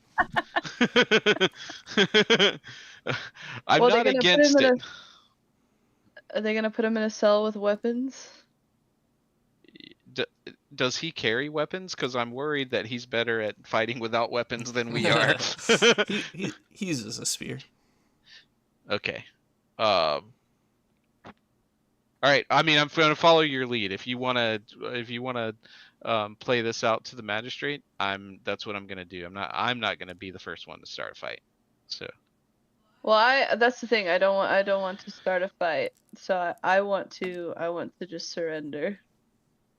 Okay, yeah. If you surrender, he'll unstrap his swords and throw them down and just hold his hands up. Guo, how do you feel about this? I think it's probably our best bet here. Oh man, maybe we can deliver this guy to Lady 87 by proxy. Oh, that's true. If we can get, if we That's can what string I him was along. thinking. If we can string this guy along to get him all the way to the magistrate, and then we've got a we got somebody that can be interrogated. Okay, yeah. Perfect. I surrender. Yeah, for real. Let's do it. All right. We surrender. All right. We'll get down when they say get down. All right. You guys all get on the ground. They rope you up and Are put the you in ropes necessary? put you in a prison cart this time. Yes. Get taken back to Maikun. When you guys arrive, the guy that escorted you here, he gives you guys a hurt look. Yeah, because he trusted you. And Oh, the constable? yeah. He trusted you and you betrayed him. Mingzu will just look at him and say, well, Wasn't our idea. yeah, sort of, something spiraled out of control.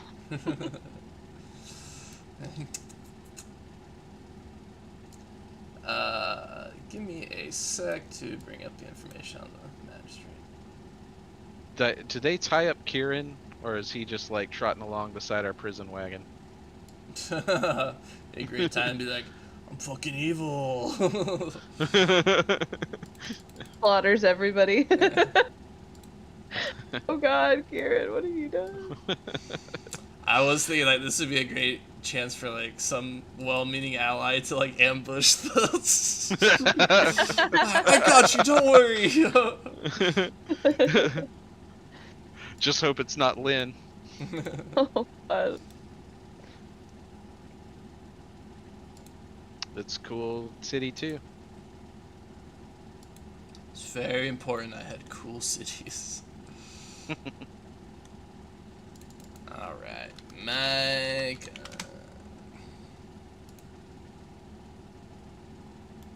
Magistrate Jishuan Sunan. Jishuan Sunan. He's a nervous man who just wants to survive. I feel that. Yeah, makes sense. Just two of my most prominent traits.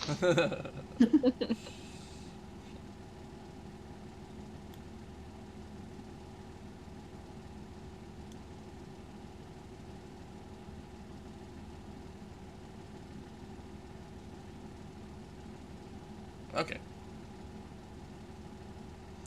So you guys sit in jail for a few days.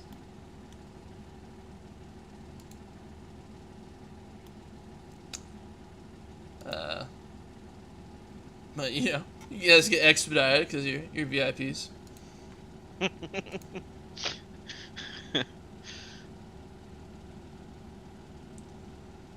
Let me look to see if your companion has anything worth noting.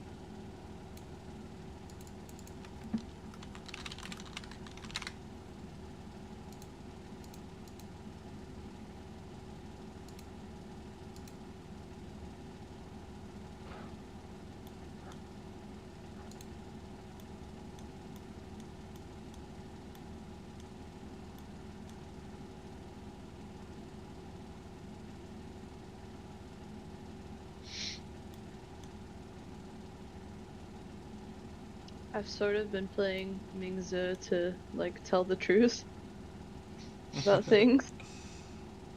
I think it's funny and it's like weirdly turned It's out working well out. because because I've been rolling well for Persuade. But the lie as well, so further proof that he can just, not consider lying and telling the truth to be very different from each other.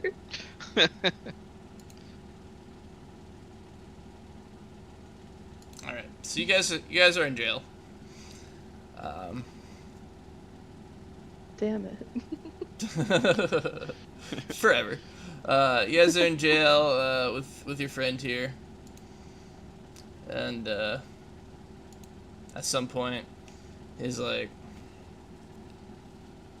"All right, I think I've seen all I need to see."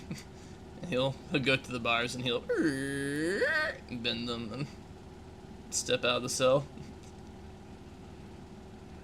What? And he's gonna bend them behind him unless you guys want to roll speed. Yeah, I mean, I think this is our only play here. We can't let this guy get away, right? Yeah. Yeah. I'm gonna try to roll speed to stop this guy. I mean, also not be in here when when he bends them back. Yeah. All right, let's do it. Is this initiative speed or just speed? Just speed for Tashi. Cool. That's worse for me. But that's not bad on the roll. Okay. We'll do an opposed one. I'll give him -1 because he's bending iron. Yeah. Oh. All right then. Fuck. What the hell? Yeah, so he bends it back and Taishi like runs after and then thung like hits his head on the bars. And he looks at you guys and he says, "My master was right. You guys have to learn some professionalism." And he makes his escape.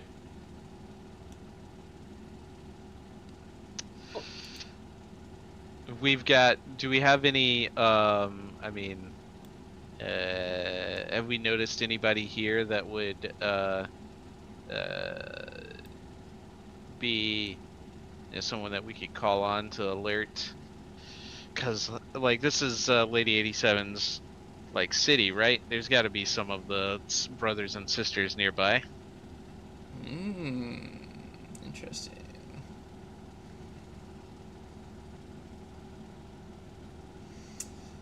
How about you activate Kieran's card to go find Big Sis 20? Okay. I could do that. Yeah. I just don't do his active ability. Just don't do his active ability. Not while I'm in a cell somewhere away.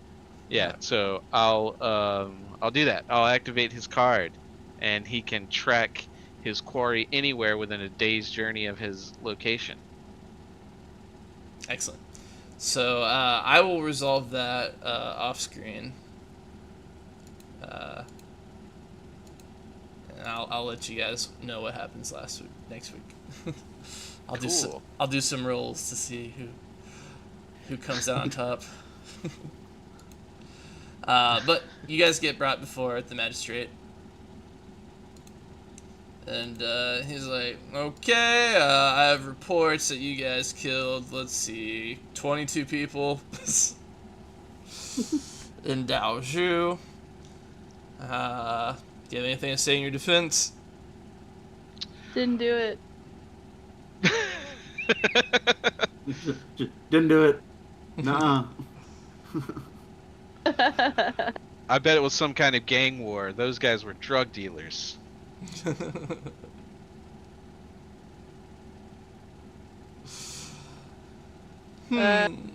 Truthfully though, like, so this, just so I understand, this magistrate, like, knows Lady 87, right? Like, they are... Yeah.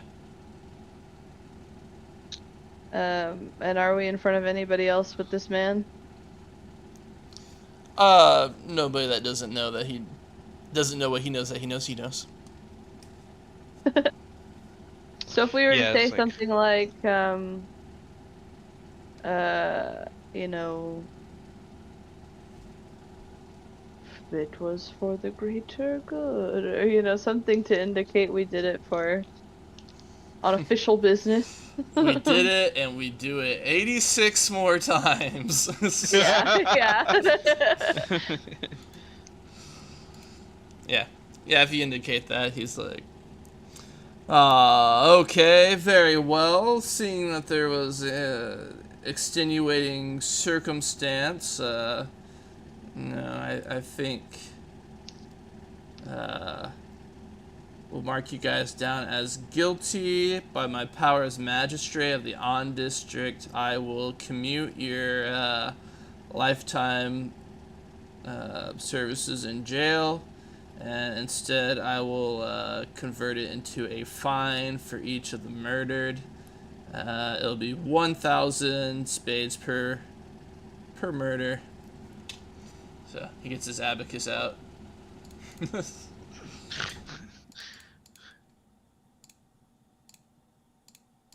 So we will assign each of you a $7,400 400 spade debt to be paid to the magistrate of On District. He slams his gavel down. He's like, "All right, next." You guys are escorted out, and his clerks give you the paperwork. It's gonna cut into our profits a little bit. We have got to find the guy that stole the money for the shipment. We gotta go get. Yeah, if only we actually knew the guy, long before. Well, actually, Kieran would have met the guy. I was gonna say, I could use Kieran to track him if we can get within a mile of him, but I was worried that he hadn't met him, but he has, because he's been my enemy about the same amount of time as I've been with Kieran. Yeah. Just have to get All right, within a day's travel. Yeah, which I have no idea where he is, and he's got plenty of money to spend right now. Whatever you said, it was 180,000 spades or 120,000. I was looking at. He has almost a pound of gold for it, or the equivalent. He's got 3/4 of a pound of gold. It's crazy. And whatever else that was there, like that's just the money that they were going to use for that one For the next transaction shipment. It was probably Yeah. also the cut from the previous transaction as well. that didn't go through. Yeah, Yeah. He's living we gotta good. take that guy down. He's gonna be broke by the time we find him. Yeah. I said He's I like, would. what? I spent it on 80 pounds of... I said I'd resolve it through. off screen, but let's just go ahead and do it now. I'm gonna roll for this disciples speed, and DDM if you'd roll 3d10 for Big Sister's Han's speed. Oh fuck! Oh, God, good. give it a 9. okay. She Kieran gets to her, and lets her know, and she's like, "Row, row, row, row, row, row." Or maybe he turns evil. Who knows? Oh wait, don't use the active ability. But he's like, Kieran, what are you doing here? And he chases after Sin. She chases after him, but he's gone.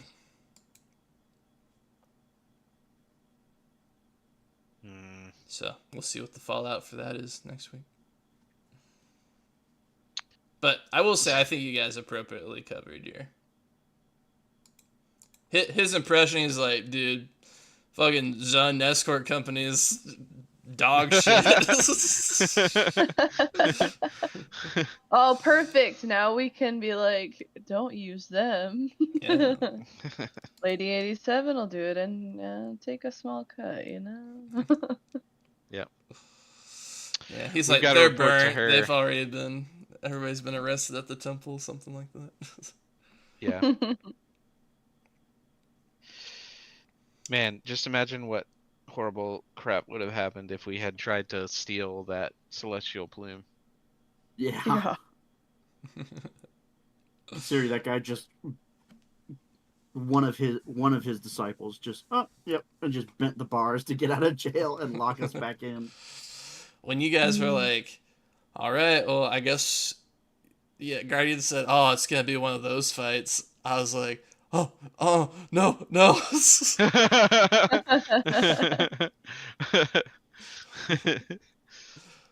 By one of those fights, I meant the ones that we lose. Oh, I see. I thought you were like one of those ones with a bunch of unskilled mooks. I was like, oh, God. I thought they were going to try diplomacy. Okay, does anybody have anything on offer for what they learned this session? I would like to put forth that man, I'd really think that we worked on our stealth and we're bad at it, so I'm hoping that I'm learning from my mistakes. We got caught twice by the same fucking constable. Oh man, gotta give him a name and bring him back. Okay. I think there is a. I think there's something to be said that you guys were sneaking. You guys were in a disguise. I think that's a pretty strong, strong case for that. DDM. Anything from you?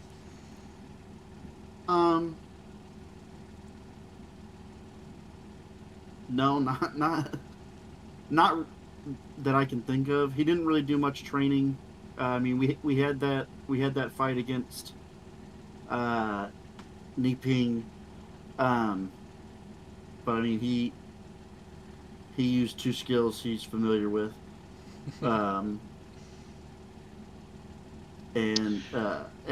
every role he tried other than that did not work very well. He tried to search for snacks, he failed. He tried to I rolled like two other ones, didn't I? I rolled I forget what for. Oh, I rolled a 1 for, I don't even remember. I think it was like an insight and and something else. But I don't think he accomplished much this session.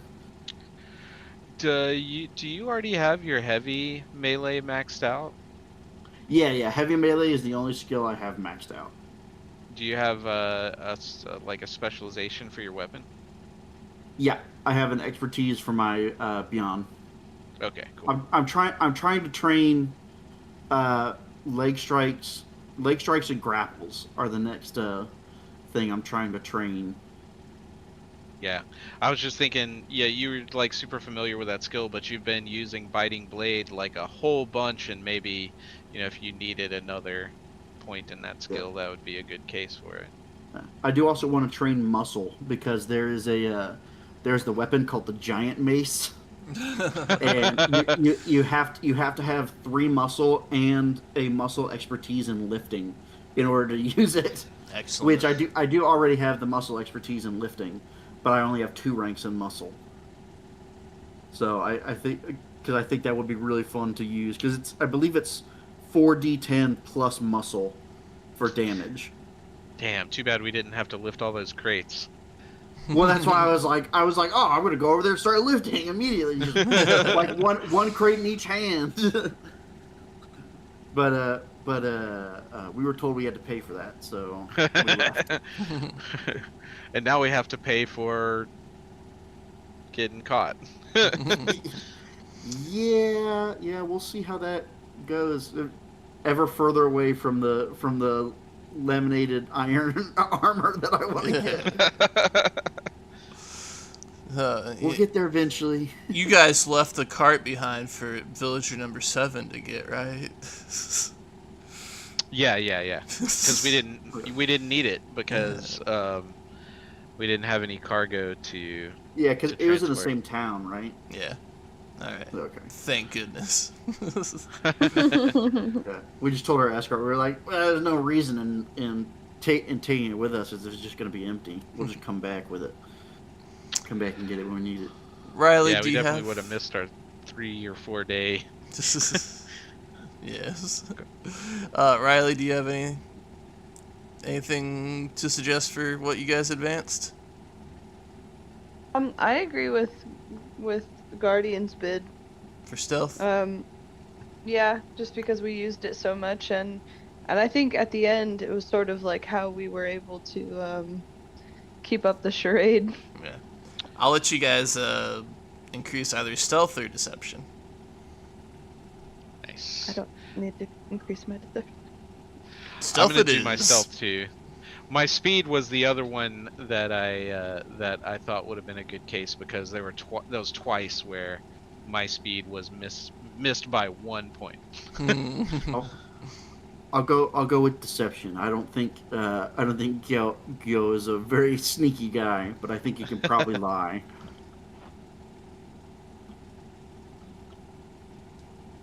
Okay. So how do we feel? Regret not going to the forest? Are we satisfied with our decision? I guess Just more in debt. Yeah, I think I don't regret like character-wise not doing it, but I really did think that the forest, finding out what was going on with that stuff would have been really fun. So I kind of wanted to pick that anyway. I just didn't think it would make sense for Tachi. And yeah. Everything that we tried to do after after that fight was hard. Hey, the cool thing is that now that gets to develop on its own, and we'll see what happened. Yeah. I'm kind of worried that your friend was noticing that you were on the side of the bandits or the killers or whatever, and he's gonna go wreck those guys while you're not there to stop him. Could be. He's the empathy to Mingzu's lack of.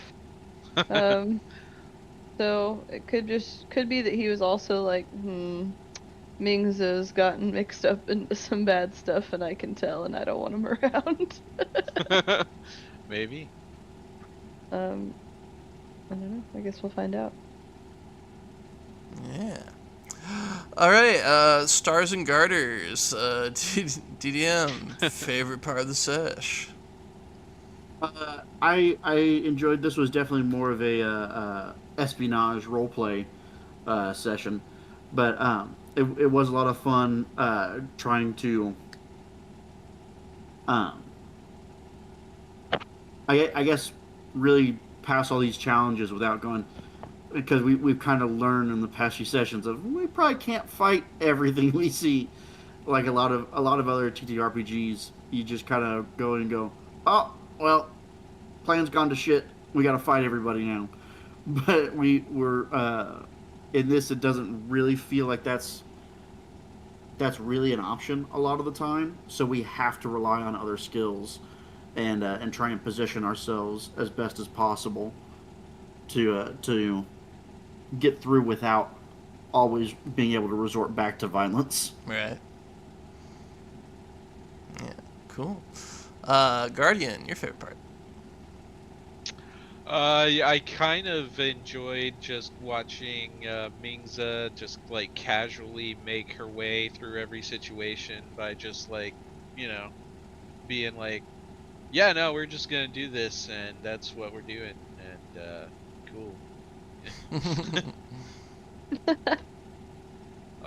No, also it was fun to like run into this constable twice and see his disappointment. Um, Neeping was fun. Like that whole interaction with her and the fight after was cool. So there's a bunch of stuff that I liked. I don't know if there's a particular one, but yeah. Cool. Riley. I enjoyed persuading people today. There was a lot of Mingza being like, "Oh well, you know, we're your guy," you know. It's like convincing people that either they mean well or you know, to trust them, and I don't know. It was just fun to play into his strong suits. Yeah, a lot of valuable services done by Mingza today. All right, GDM, what do you want to see more of? Um.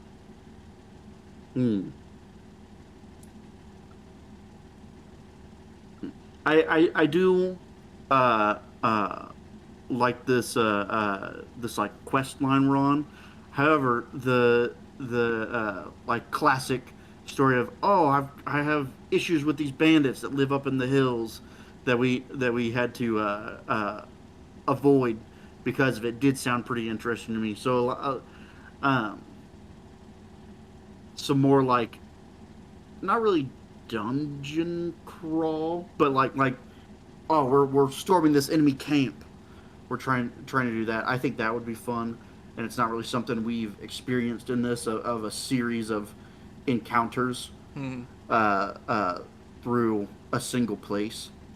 Okay. I think that would be interesting. Um, but really, that's just because we haven't tried it out yet, and that's something that I think most TTRPGs uh, uh, advertise as a thing to do. Gotcha. Yeah, okay. There's a few dungeons in the world. I can try to throw some hooks out for you guys to nom on. Hell Hell yeah. Guardian, what do you want to see more of? Man, I honestly think that things are pretty so well balanced. At least especially the last two sessions, where like we get some combat encounters, some roleplay encounters, some like investigation and social stuff like that. It's great, and we already sort of have a bunch of like dangling threads that we can go pull on whenever we want. There's a spy in our organization, maybe that's a rumor, but maybe there's a spy. We've got the master at Temple Hill. There's still some more things going on with Neeping. That's the merchants that DDM, or the bandits that DDM was talking about. And man, there's I think I have even a couple. Oh, it's Saffron Tigress. Yeah. Yeah. I love that there's all these like sort of like things that are just about the world, and some of them we might not even ever get to, but it's cool to know that there's just um, things going on that we can pick up what sounds interesting. Yeah. I agree. Today I was like, right before the session, I was like, What if they just decide to, like, we want to settle the familial discourse going on between the the spinning dragon school? Like, her mom left her. What's going on? I was like, oh, there's just so much that can happen in this campaign setting. Yeah, maybe if we didn't get caught again, we could have we could have talked to Jianing while we were there and been like, "Hey, saw your mom. She seems a little sad. Maybe you should go see her." Yeah, exactly. Yeah. There's healing to be brought to this world. Riley, what do you want to see more of? I think more like in-world living. So we do a lot of um like up against difficulties, whether it be like uh someone's watching you, someone's distrustful of you, someone wants to fight you. I think it'd be interesting to add in a break at some point of, I don't know, we go to like a tea house and like there's a performance and we meet like a weird group of people that, just Mm-hmm. some sort of Non-adversarial encounter. non-adversarial encounter that is like um world expanding, something that we can play with or get interested in. Not that I'm not enjoying all of the adversarial stuff, but sometimes it's nice to just have a break. I recall playing Legend of the Five Rings, Mm-hmm. and there being times where we were like, it was like investigating something and, really, really high tensions and then going to like a geisha house and there being like more like of the like gossip, character discussion. Oh, well, did you know that this happened? And oh, I hear in the mountains there's, just I think either neutral or positive interest from the world. Yeah, gotcha. Well, we know Gal's sisters. There when we need her. Well, okay, well, that brings me to my final question. What are you guys doing next week? The return of Anthony. I think I'm gonna be here. It is Oh, yeah. it's the Is it 4th weekend of the July? 4th. It is the 3rd though. Oh, yeah. So I I'll don't be think here. I have anything going on. Even on the 4th of July, I probably will be here. I don't know that we're planning on exploding things this year, so Yeah. What the hell is there to celebrate? Indeed. Indeed. We celebrate that the war just restarted earlier today. Yep, Yay, saw that let's during the shoot bathroom fireworks. break. So yeah, I'll be here. Okay. Which Should be is, here as well. I guess, what do your characters want to do so I can plan some stuff out? What do you guys think? Should we try to follow up some leads? We need money, so maybe we should just try to follow up on figuring out what happened to Chang Gu, the guy that stole all that money. I'd be down for that. I was kind of thinking that when we brought it up earlier. Yeah, I think getting the money back from that guy would be pretty helpful towards all our endeavors. Yeah, I mean, I think that if we do that, like, we were supposed to get that money and bring it to Lady 87, so it's not like we're gonna suddenly have 120,000 and then a cut, so 150 or whatever thousand spades. But presumably we would get enough money to pay off our fucking fines and maybe have a little left over. Yeah.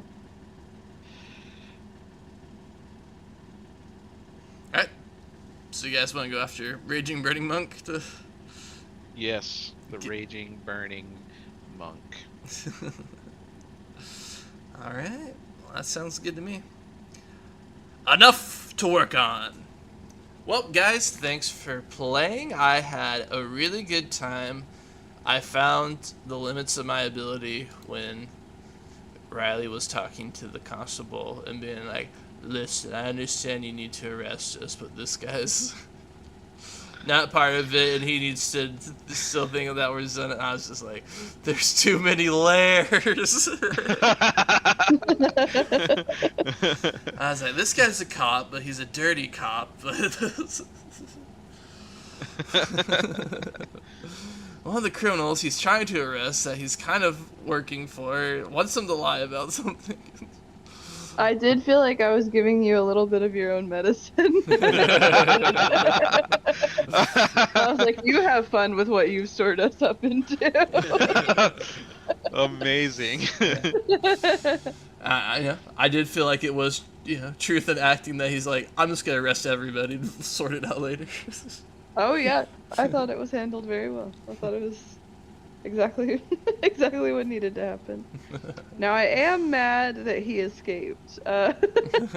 Yeah. That did suck. I think we would have gotten some pretty good brownie points for getting that guy caught by late 87. I agree. I was like, oh, that'd be really great to have somebody to torture for information. Yeah. But I was also like, this guy's just gonna like let himself be arrested and put through the system. So I was like, at least I'm gonna give him an attempt at escape. Yep. He's an escape artist. He rolled 2 10s, didn't he? Like one to beat my speed and one to beat her speed. Yep, that's right. Didn't even really have that great of a speed score. Better than mine, but still. Yeah. Did he use a kung fu technique to break out, or was it just literally just pure strength? I believe he had a technique. Let me. Next week, Guo, you and I should spar so that I can train my arm strike and you can train your leg strike. And then we could get some metal bars and just sit there and try and bend them all day. How do you do that? No, that's try it. That's great. That's like what you're supposed to be, doing is seeing someone's technique and you're like, how the hell? Yeah, so his combat technique is Fists of Steel. He has a kung fu technique called Iron Spirit and another called Iron Body. So I was like, I feel with all that combined, he could probably pull off. And he had three strengths, so I was like, I feel with all that combined, I could justify him doing it. Yeah. I had looked at Iron Spirit, but it's in a discipline that I have no ranks in. Oh. It's so good though. It's literally just you flex your muscles as a counter, and maybe you don't get hurt. Or maybe I'm thinking of Iron Body. I think that's Iron Body. I think Iron Spirit is not too different. That's true. Yeah. I have the power to look it up. I think there might even be a third one too. That in that skill. Iron Spirit set. Resistance.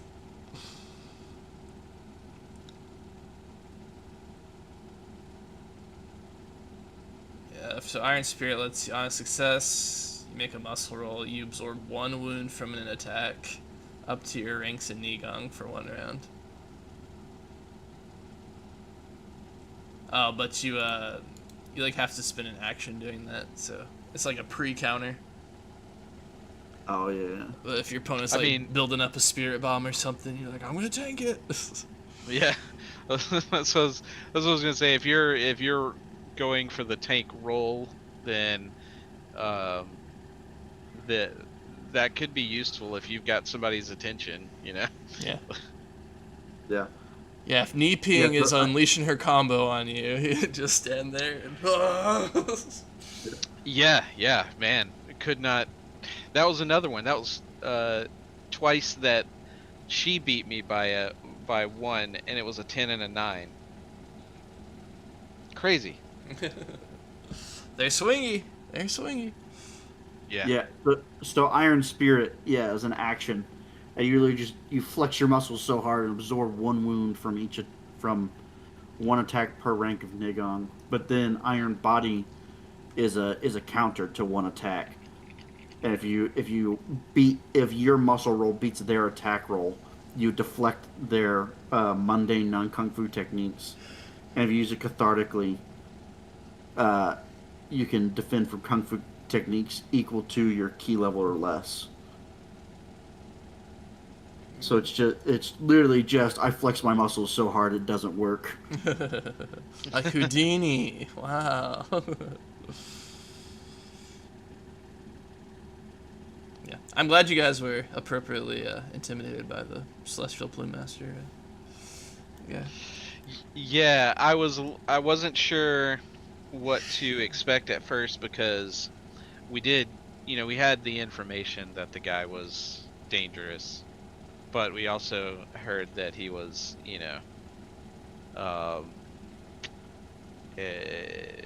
not treating himself well. So, but once we met him and saw how, confident and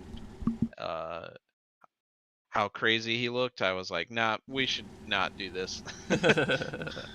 Yeah, he's kind of an interesting character because he's like a hero and like a man of honor, but he's just like has a drug addiction. So Yeah. It But was also, he like- just sells 80 pounds of drugs at a time. yeah, Yeah, I was gonna say he's like criminals, and I'm like, you are the drug supplier. yeah, Like- yeah, exactly. So it's interesting because like another criminal overlord, I was like, he probably would like smack you guys around or something, or just to like